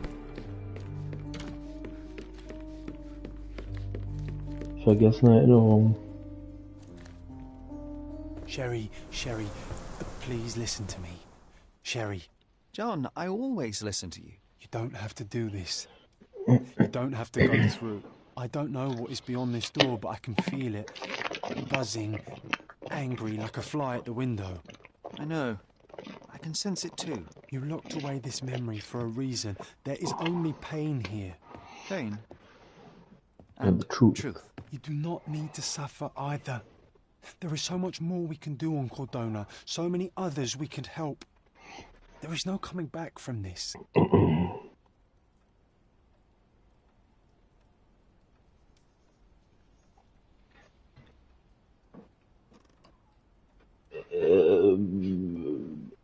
Nee. I find myself awash in uncertainty. Perhaps now is not the time, with so much left to do. Thank you, Sherlock. Thank you. Some doors can remain closed. Cordona still calls for us, yes. And we will answer. Ich glaube, ihr könnt diese Schatzinsel-Sache nicht mehr machen. One way or another, we will find ourselves back in front of this door, unable to avoid the truth any longer. Ich will jetzt noch wenigstens diese Schatzsache machen. Du sie Kopf, das ist in Ordnung. Ich weiß, du bist da jetzt auch, hast Bock auf die Auflösung, auf das Finale, aber ich will jetzt hier keinen Fall auslassen. Deswegen mache ich das jetzt noch schnell, werde aber das Internet auch zur Hilfe nehmen. Um da super schnell durchzukommen, das ist in Ordnung. Wie gesagt, ich habe ein bisschen Angst, dass wir danach nicht mehr können. Wie gesagt, ich mache jetzt einmal hier das Internet an. So, Schatzinsel, Suche 3, Runde 3. So, unter den Rohren. Machen wir mal einen neuen Tab. Statik. Nee. So, genau, dann sehe ich dem hier Lucy nebenbei schreiben. So, und da. So, unter den Rohren ist hier irgendwo.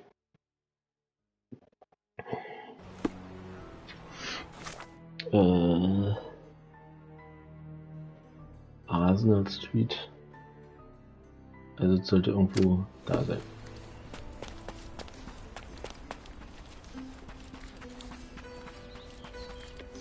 Weil wenn er sagt, es ist noch so viel zu tun. Ach ja. So, irgendwo ist das Ding jetzt hier.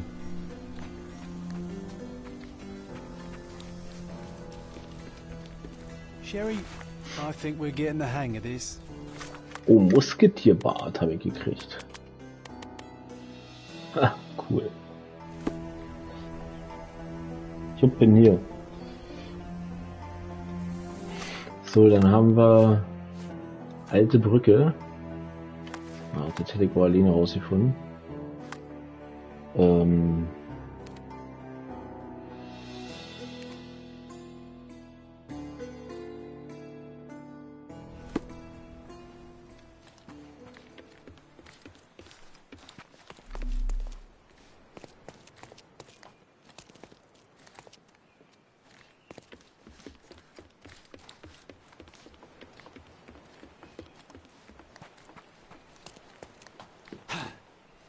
Da ist es.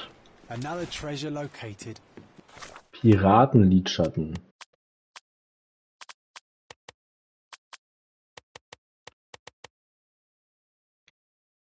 Okay. So, weiter. Felsiger Hügel in Grand Surrey. Da wären wir auch hingekommen.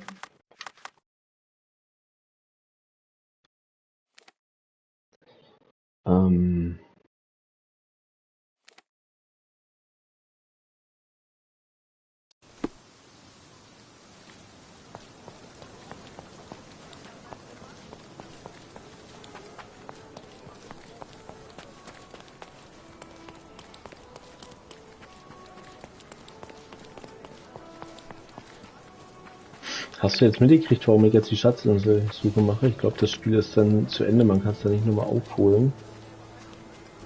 Warte mal, felsiger Hügel. Was ist das hier?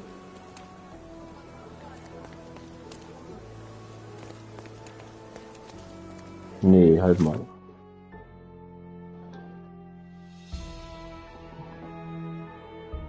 Da muss ich hin. Ach, hier unten ist der Pavillon.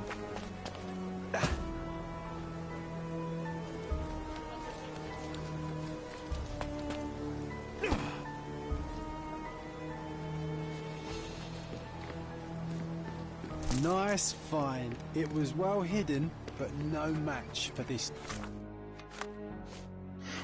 Unweit des Clans.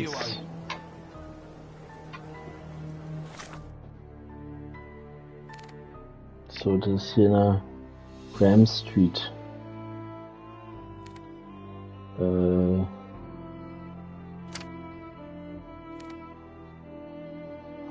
Ja, wäre irgendwie so ein bisschen blöd. Ja, ich sag mal, diese Unterschlupfe, da habe ich jetzt gar keinen Bock mehr drauf. Selbst wenn man letztes Jahr irgendwie noch eine Trophäe verpasst oder so, aber ist nicht. Ist mir scheißegal. Aber.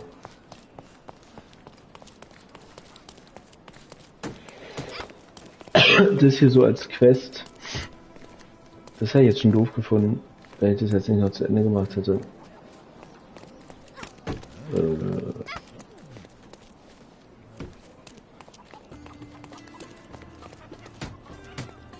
It was in the very place marked on the treasure map. Jawohl. Mehrteiliges Haus.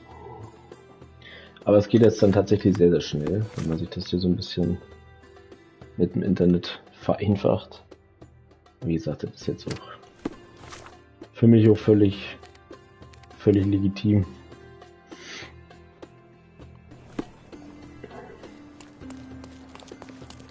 Und wie gesagt, wir haben noch ein bisschen Zeit. Erst. Oh, ist 3:11 schon.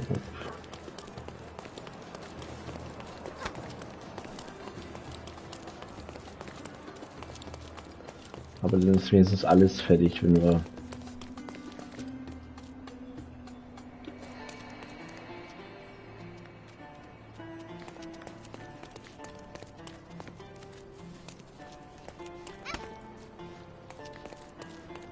Another treasure located.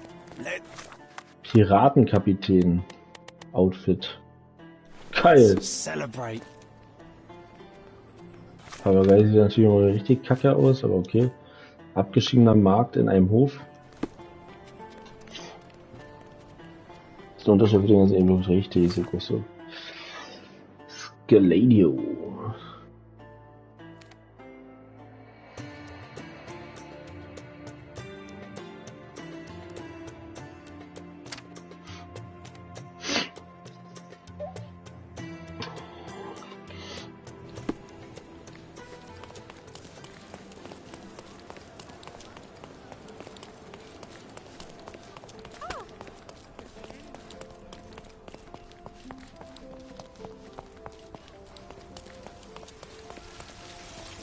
Ach hier.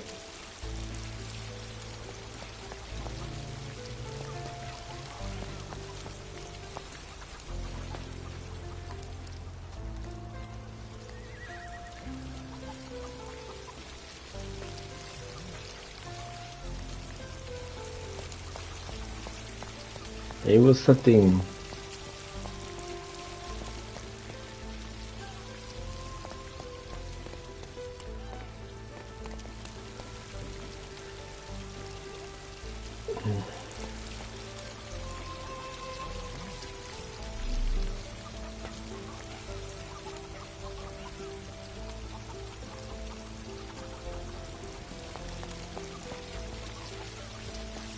Das Kästchen liegt dort neben einem Brunnen und einem Orangenbaum.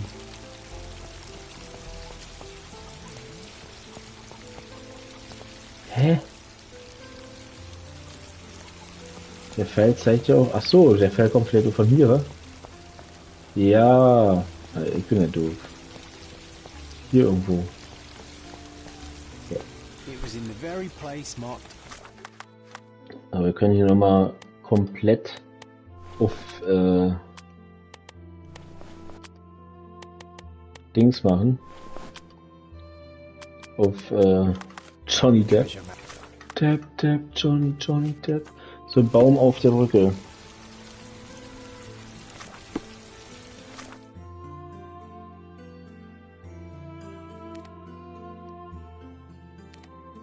Also, hier ist das Ding.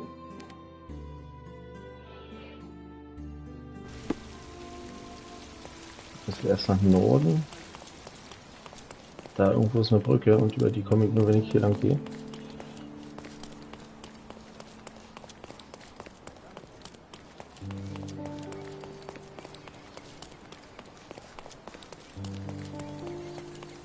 Dann haben wir es gleich geschafft.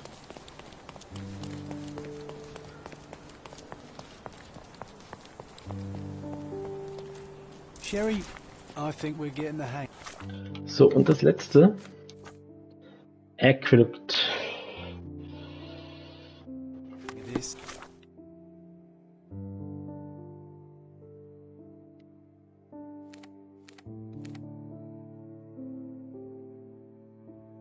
Geil. Da haben wir alles geschafft in dem Spiel. Aber es scheint wie 40 bis 50 Stunden. Also Lucy, du kannst ja mal alle Streams zusammenrechnen, hast du Bock? Ah, verpasst hier, etwa? Das ist ja bestimmt nur mit dem Handy. Dann natürlich nicht. Aber also 40 bis 50 Stunden waren das nicht.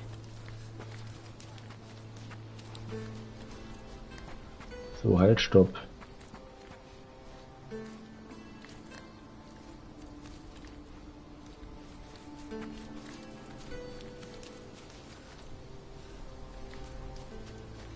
Wo muss ich hingucken?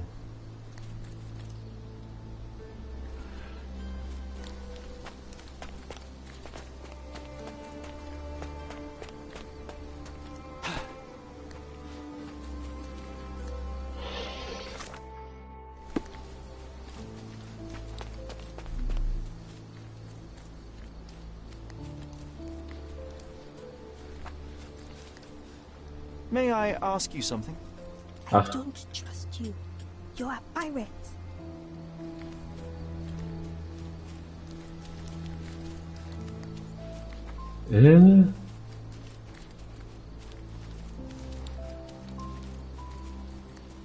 Der große Torbogen, wo ein Weg durchführt, das ist der hier. Oder was?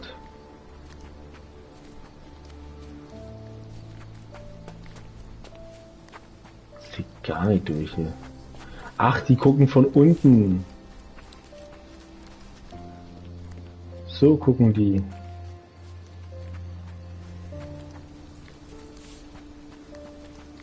Da jetzt dran?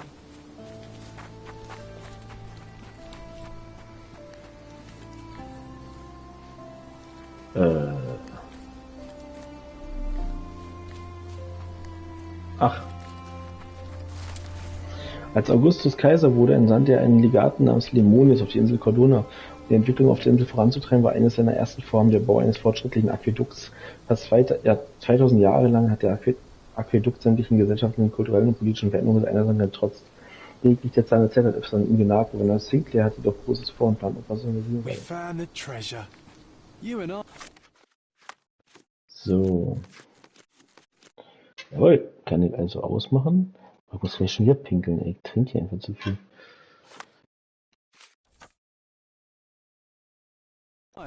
So, dann gehen wir mal zum Stadtschreier, der war hier am Rathaus.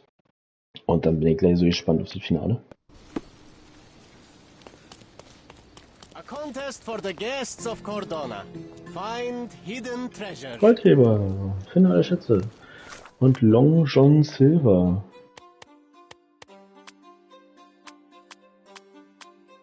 Ach, für ihn hier. Für John. Cool. Jo, dann kommt jetzt der letzte Fall. Ich muss nochmal pinkeln gehen und beam mich aber schon mal zum Turm.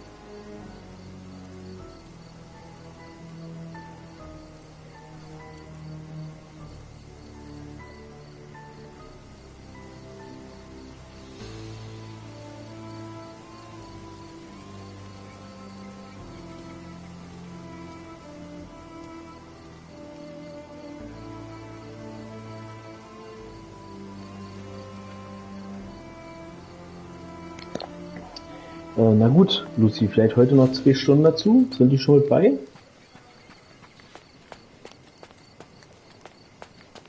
Kommen wir dem auf 30, ne? Also, gut, diese Banditenunterschlupfe, lass da nochmal eine Stunde vergehen, dass wir die Scheiße fertig haben.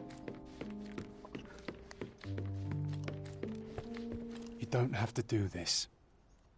You don't have to go through. There is no coming back from this. Please. John, my animal, my brother, there is nothing more important in this moment than this truth. I know you fear for me, but my path was set long ago. I can no more step off it than I can ask the avalanche to roll back uphill. Just... please be careful, Sherry. I love you. Quite. Come on. We'll go together.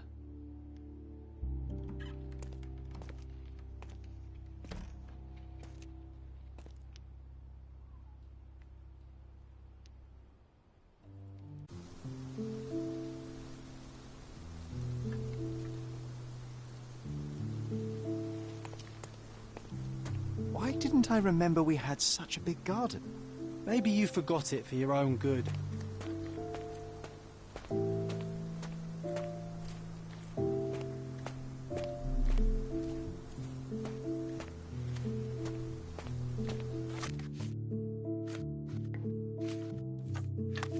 Gedankenspiele hatten wir noch, sieht er? Mutter ist ertrunken. Meine Mutter ist ertrunken. Ihre Halsverletzung könnte eine letzte Demütigung des Täters oder Ersthilfe gewesen sein. Mutter ist nicht ertrunken. Der Schnitt an Mutters Hals war ein versuchter Luftröhrenschnitt. Bei Ertrinken wäre dies jedoch zwecklos gewesen.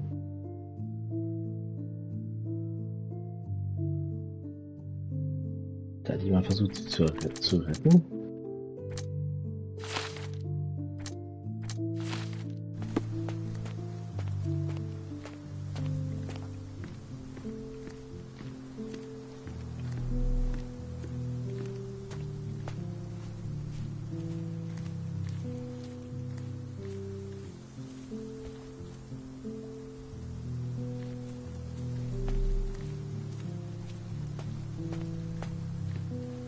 Is that the raft we made together, John? Looks more like a pile of rotten planks now.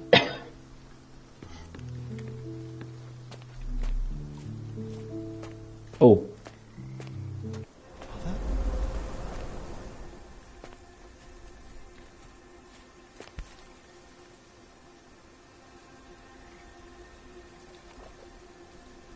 That's from Mother's favorite tea set. What is it doing in here?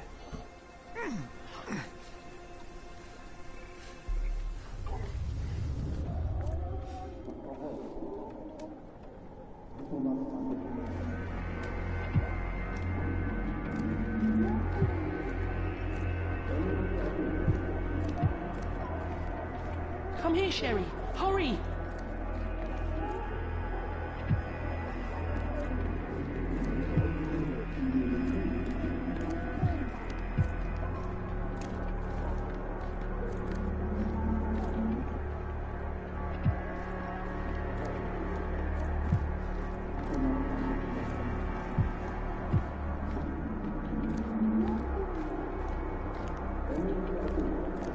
Was ist hier los, Alter?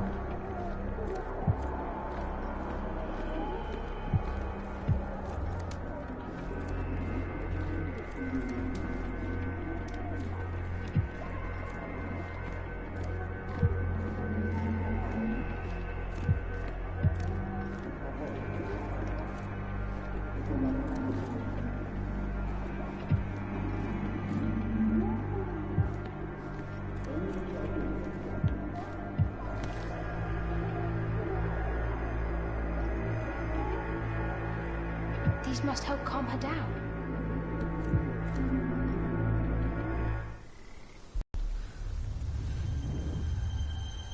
What are you thinking about? Is everything all right? What are you thinking about? Is everything all... Beachten Mutter Tee, Tee und Beruhigungsmittel. Risiko und Nebenwirkungen. Dr. Richter testet an Mutter unkonventionelle Medikamente und Behandlungsmethoden mit möglichen Nebenwirkungen, erhöhte Verträglichkeit. Mutter nahm häufig Beruhigungsmittel ein, die ihr Körper war daran gewöhnt, sie könnte also nicht gefährlich gewesen sein.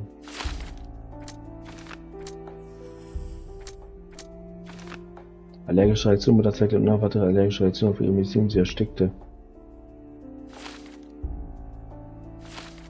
Right.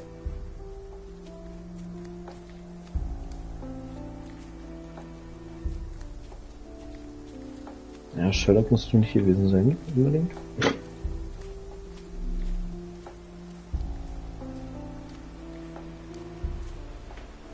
Ah, yes. The statue of Merope. My mother was trying to restore it. Pity she never had the opportunity to finish.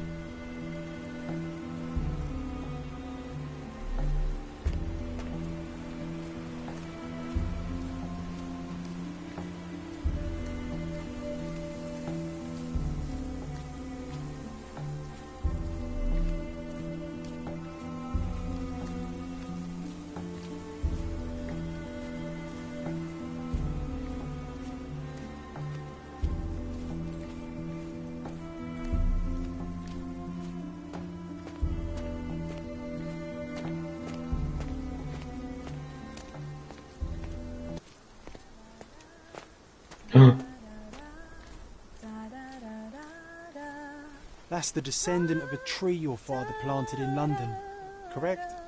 Indeed, we planted the sprout here, and for a while it grew happily.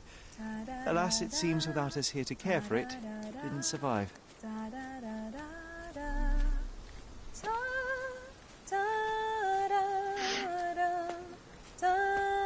Don't go, Mother, wait!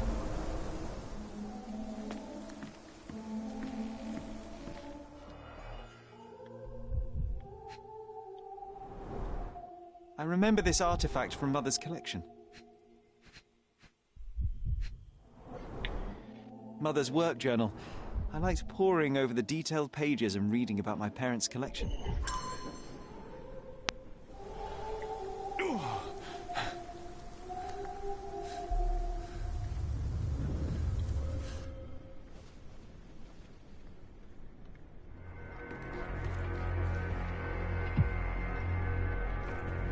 Here it is. We'll just borrow it for a while. Did you hear that? Someone's coming. Let's take a peek. You call this progress? Charlotte, amateur. I'm not letting you anywhere near my mother again. Any result is progress, even if it is a worsening of her condition. It informs my... No. I have made my decision. She must be sent to a legitimate medical facility. I will not let her hurt Sherlock. What? Master Holmes, you do not understand. That will be all. I expect you to have left the house by week's end.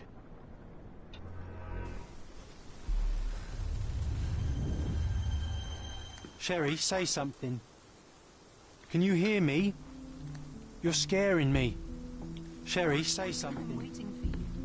Can you hear me? You're scaring me. Alter, ist das gruselig. Come here, darling.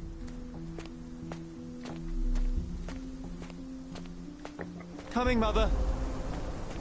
This was for my mother, wasn't it? I remember how we came to the garden for a breath of fresh air. Ich will ja nicht wissen, wo das noch hinführt. Oh. Take me to my flowers, Sherry.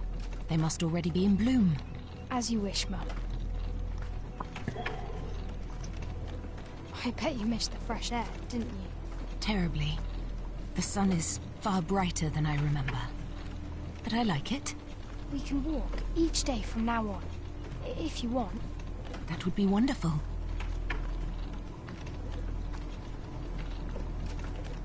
Just look at them.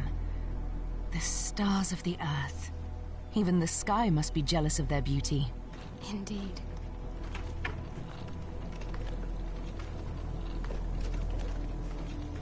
Mother, would you like to go around the water?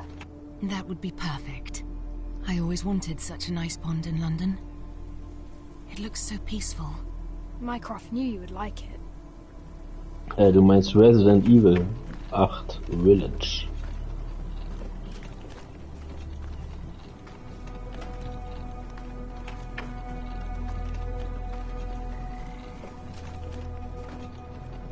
We should put some fish in it, don't you think? How about some carp? That's a nice idea.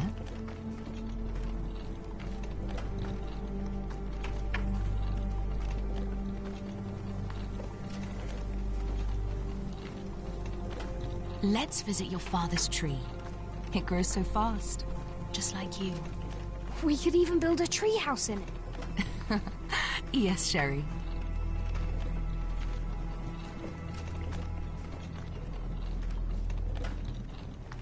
Speaking of your father, could you call him out, please? Mom! I'm sorry. He passed away. He's gone. No, he's not. I'm telling the truth. Did you forget again? No! Don't you dare say such things! You are a liar like all the others! Mother! Don't call me that! You're fooling me! No! Mom, it hurts! My son would never lie! Mom, stop! Who are you? Reveal yourself! Please, stop! It's me, Sherlock! You are not my Sherry! Give me my son before I kill you!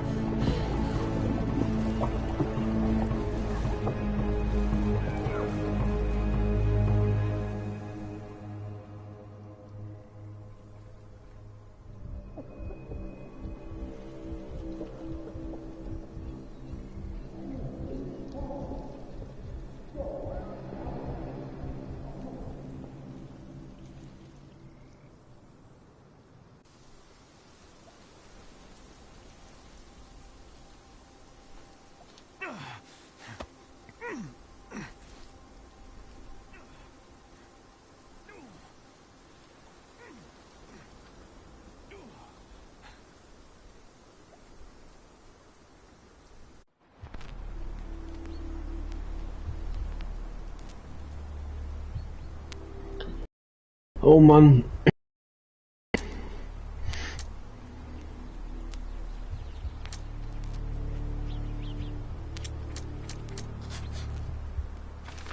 Meine Mutter versuchte mich umzubringen. Meine Mutter versuchte mich im Teich des Gartens mit Männer zu ertränken.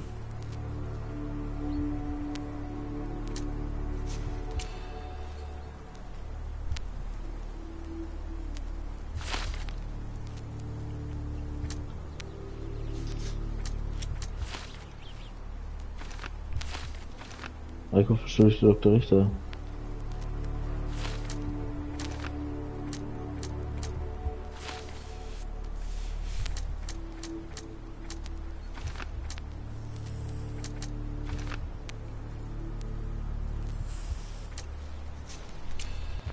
Dr. Richter ist der Schuldige. Ja, logisch. Dr. Richter ertränkte meine Mutter. Mycroft beschuldigt ihn des Mordes, aber es ist unglaublich, ob Dr. Richter irgendwas wirklich vor sich gehandelt hat. Ich glaube nicht. Der Arzt Dr. Richter tötete meine Mutter, um ihren Leiden ein Ende zu machen, um mir das Leben zu retten. Mycroft versteht die Wahrheit, um mich zu beschützen. Es war richtig, Dr. Richter zur Verantwortung zu ziehen. Der Arzt Otto Richter ertränkte meine Mutter unwillentlich bei dem Versuch, mich zu retten. Er führte nach Erfolges einen Luftreinstoff durch. Mycroft verschleierte die Wahrheit und beschuldigte Dr. Richter, mich zu beschützen.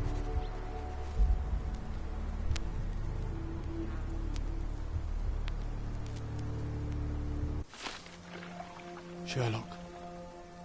Sherlock. Can you hear me? Come on, wake up.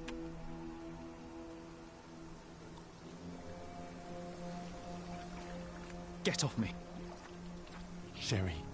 You knew, and more than that, you hid it from me. You couldn't bear the truth, Sherlock, so I shouldered it for you. I took your pain, your horror. Otto Richter murdered my mother, and Mycroft covered it up. Whisked me away from this place, buried me in schoolwork, and left the past to rot. And you needed a way to cope, so I helped. You were a lie, John. A fiction. A crutch. No, I was a friend.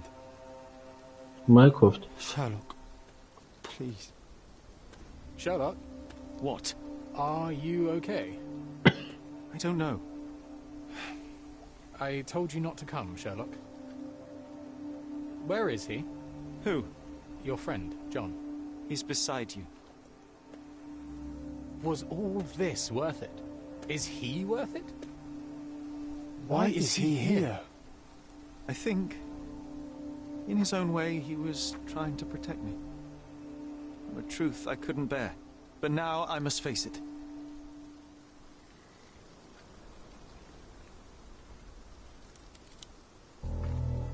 Sherlock, what are you doing? You kept me in the dark and kept your actions quiet. You enabled Richter and his untested quackery for far too long. And worse, you wanted to lock up our mother. I wanted to give you a chance at normalcy, childhood. There was no changing what happened, no good to come of dwelling in the past. It was lies upon lies. Otto Richter was trying to save her, but you decided he deserved to take the fall. Is that justice? The big picture, Sherlock. The big picture. Perhaps Richter was not responsible for her fit of rage, but his treatment led inexorably to that moment. You were so fragile. I could not... I just couldn't. I chose us over him. You know, for once I believe you. Perhaps now that the truth is out, I can actually do what you had hoped. Leave it all in the past. Good. You have your whole life ahead of you, Sherlock. It is time you got on with it.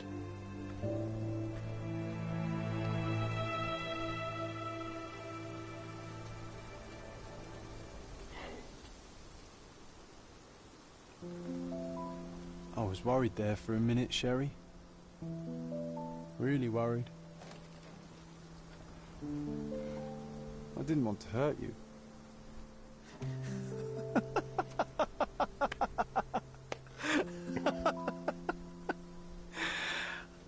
What's so funny?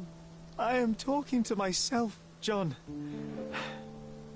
I think I was hurt regardless. But we made a good team, eh? Explored every inch of this place together. Helped a lot of people. Terrorized a few too, I suppose. I think I may go so far as to say, Sherry, I have not lived wholly in vain. So that's it. It's over. You've opened every door, Sherry. Faced the past you locked away. You don't need me anymore. I know. I will miss you all the same. I don't want you to go.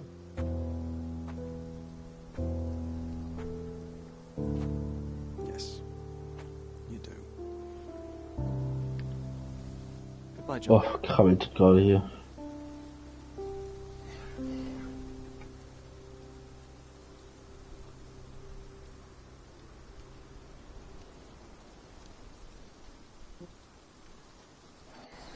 Schonungslose Aufarbeitung erinnert dich an alles.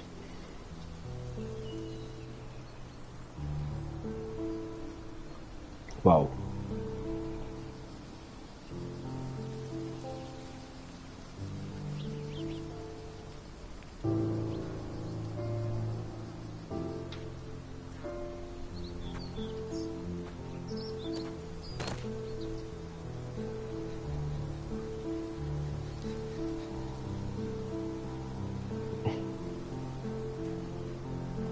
Why are you here? Closure, I suppose. And to help a friend. You and I are not friends. In a race between the thawing of the ice caps and our friendship, I would buy a boat. Ha! Is that right? I can see it now. I know what you did. What did I do? You needled me. From the moment we met, you were searching for weakness. You pushed me to pursue the truth about my mother. You questioned everything I did, everything I believed, to break me. To blur truth and fiction, reality, morality. A saboteur in silk. Was it vengeance, Werner? Or do you prefer Klaus? Excuse me? You are Klaus Richter, Otto's younger brother. Oh! Do you hold me responsible for his end? Ha! There was no love lost between me and my brother. I am sure you can relate. Otto was merely the gravity that pulled me into your orbit. Or you into mine. Once I met you, I could not keep away. Why? What reason do you have for all this? To help you. You're lying. To show you that you were wrong. More lies. I know you now, Werner. Try again. To see what had happened. Or is that yet another untruth? Does it matter? Take your pick. Who cares? You're my masterpiece. I turned Sisyphus into Ozymandias. You could not see the futility of your quest until I helped you to let go of the rock. And now, nothing beside remains. I remain. Despite you and to spite you. It is a matter of will and power now. Will you overcome this, or shall you decay? Oh, on that note, I brought you something. I want nothing more from you. When one wants for nothing, Sherlock, the best thing to get them is something personal. So, here you are. Now, please excuse me, but the gallery calls. I'm already conceiving my next project.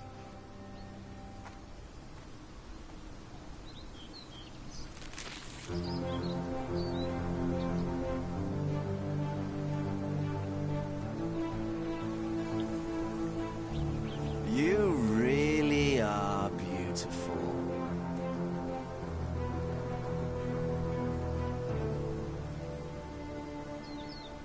Meine Finger hier sind komplett runtergekaut hier bei diesem Spiel. Unfassbar. My brother returned to London soon after our disagreement. He enrolled at Cambridge University, but attends only the rare classes that hold his interest. I hear he took employment at a hospital laboratory, obsessing over his experiments. I suppose he seeks solace in the empirical truth of a chemical test. I am afraid for him. His evenings are spent alone, solving citizens' menial mysteries to pass the time. And I suspect he is growing paranoid. One of my agent's vehicles recently ignited during a surveillance operation. She was lucky to get out alive.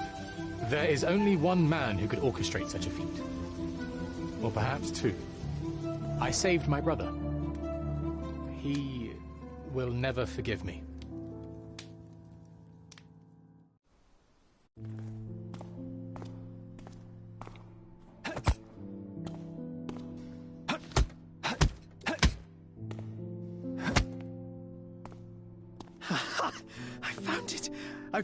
I found it! And what is that?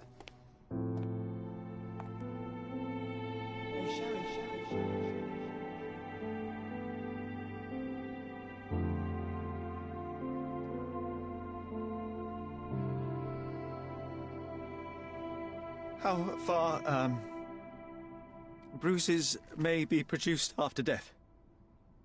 How are you? You have been in Afghanistan, I perceive. How on earth did you know that? Never John mind. Watson. The question now is about bruising.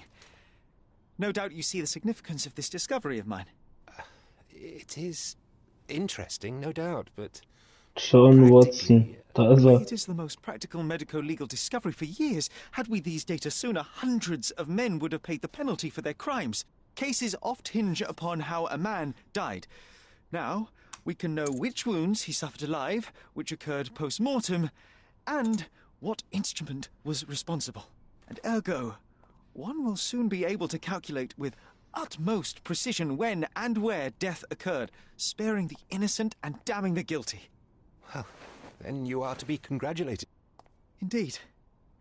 But, Schon mit Haar richtig. Came here on business. Correct again. I am looking for someone with whom to take diggings, and heard you were complaining that you could get no one to go halves with you. I have my eye on a suite in Baker Street, which would suit us down to the ground. You don't mind the smell of strong tobacco, I hope? I smoke ships myself. That's good enough. I get in the dumps at times, and don't open my mouth for days on end. Just let me alone, and I'll soon be right. What have you to confess now? It's best for two fellows to know what bruises each other carries before they begin to live together. My last companion and I... Well, I object to rows because my nerves are shaken. And I get up at all sorts of ungodly hours. And I am extremely lazy. I have another set of vices when I'm well. But those are the principal ones at present. Do you include violin playing in your category for rout? It depends on the player. A well-played violin is a treat for the gods. A badly played one. Oh, no, that's all right. I think we may consider the thing as settled. Oh, forgive my manners. My attention wavers. Sherlock Holmes. Dr. John Watson. John.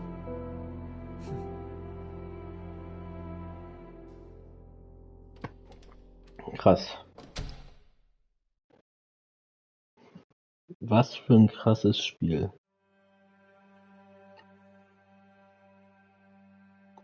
Ich hätte das so bereut, wenn ich das nicht gekauft hätte. Also, klar, man weiß es ja dann nicht, ne? Was man verpasst, aber... Was für ein krasses Spiel.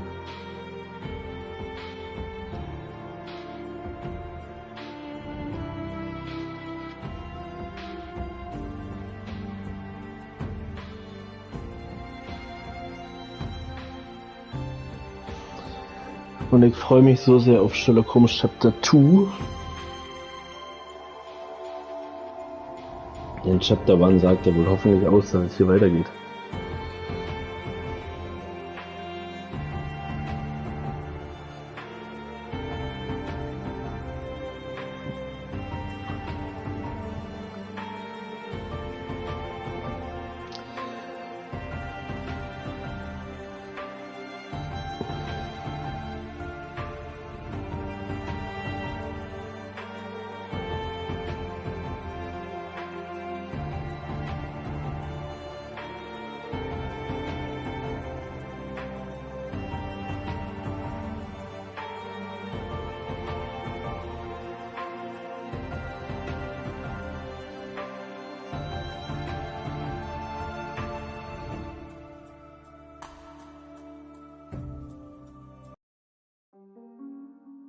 Krass. Das war dann erstmal mit Sherlock Holmes Chapter 1. Geiles Spiel. Ich lasse den jetzt einfach mal so stehen. Wir können dann ja noch schreiben müssen. Bis dann, der Flo, der sagt ciao, ciao.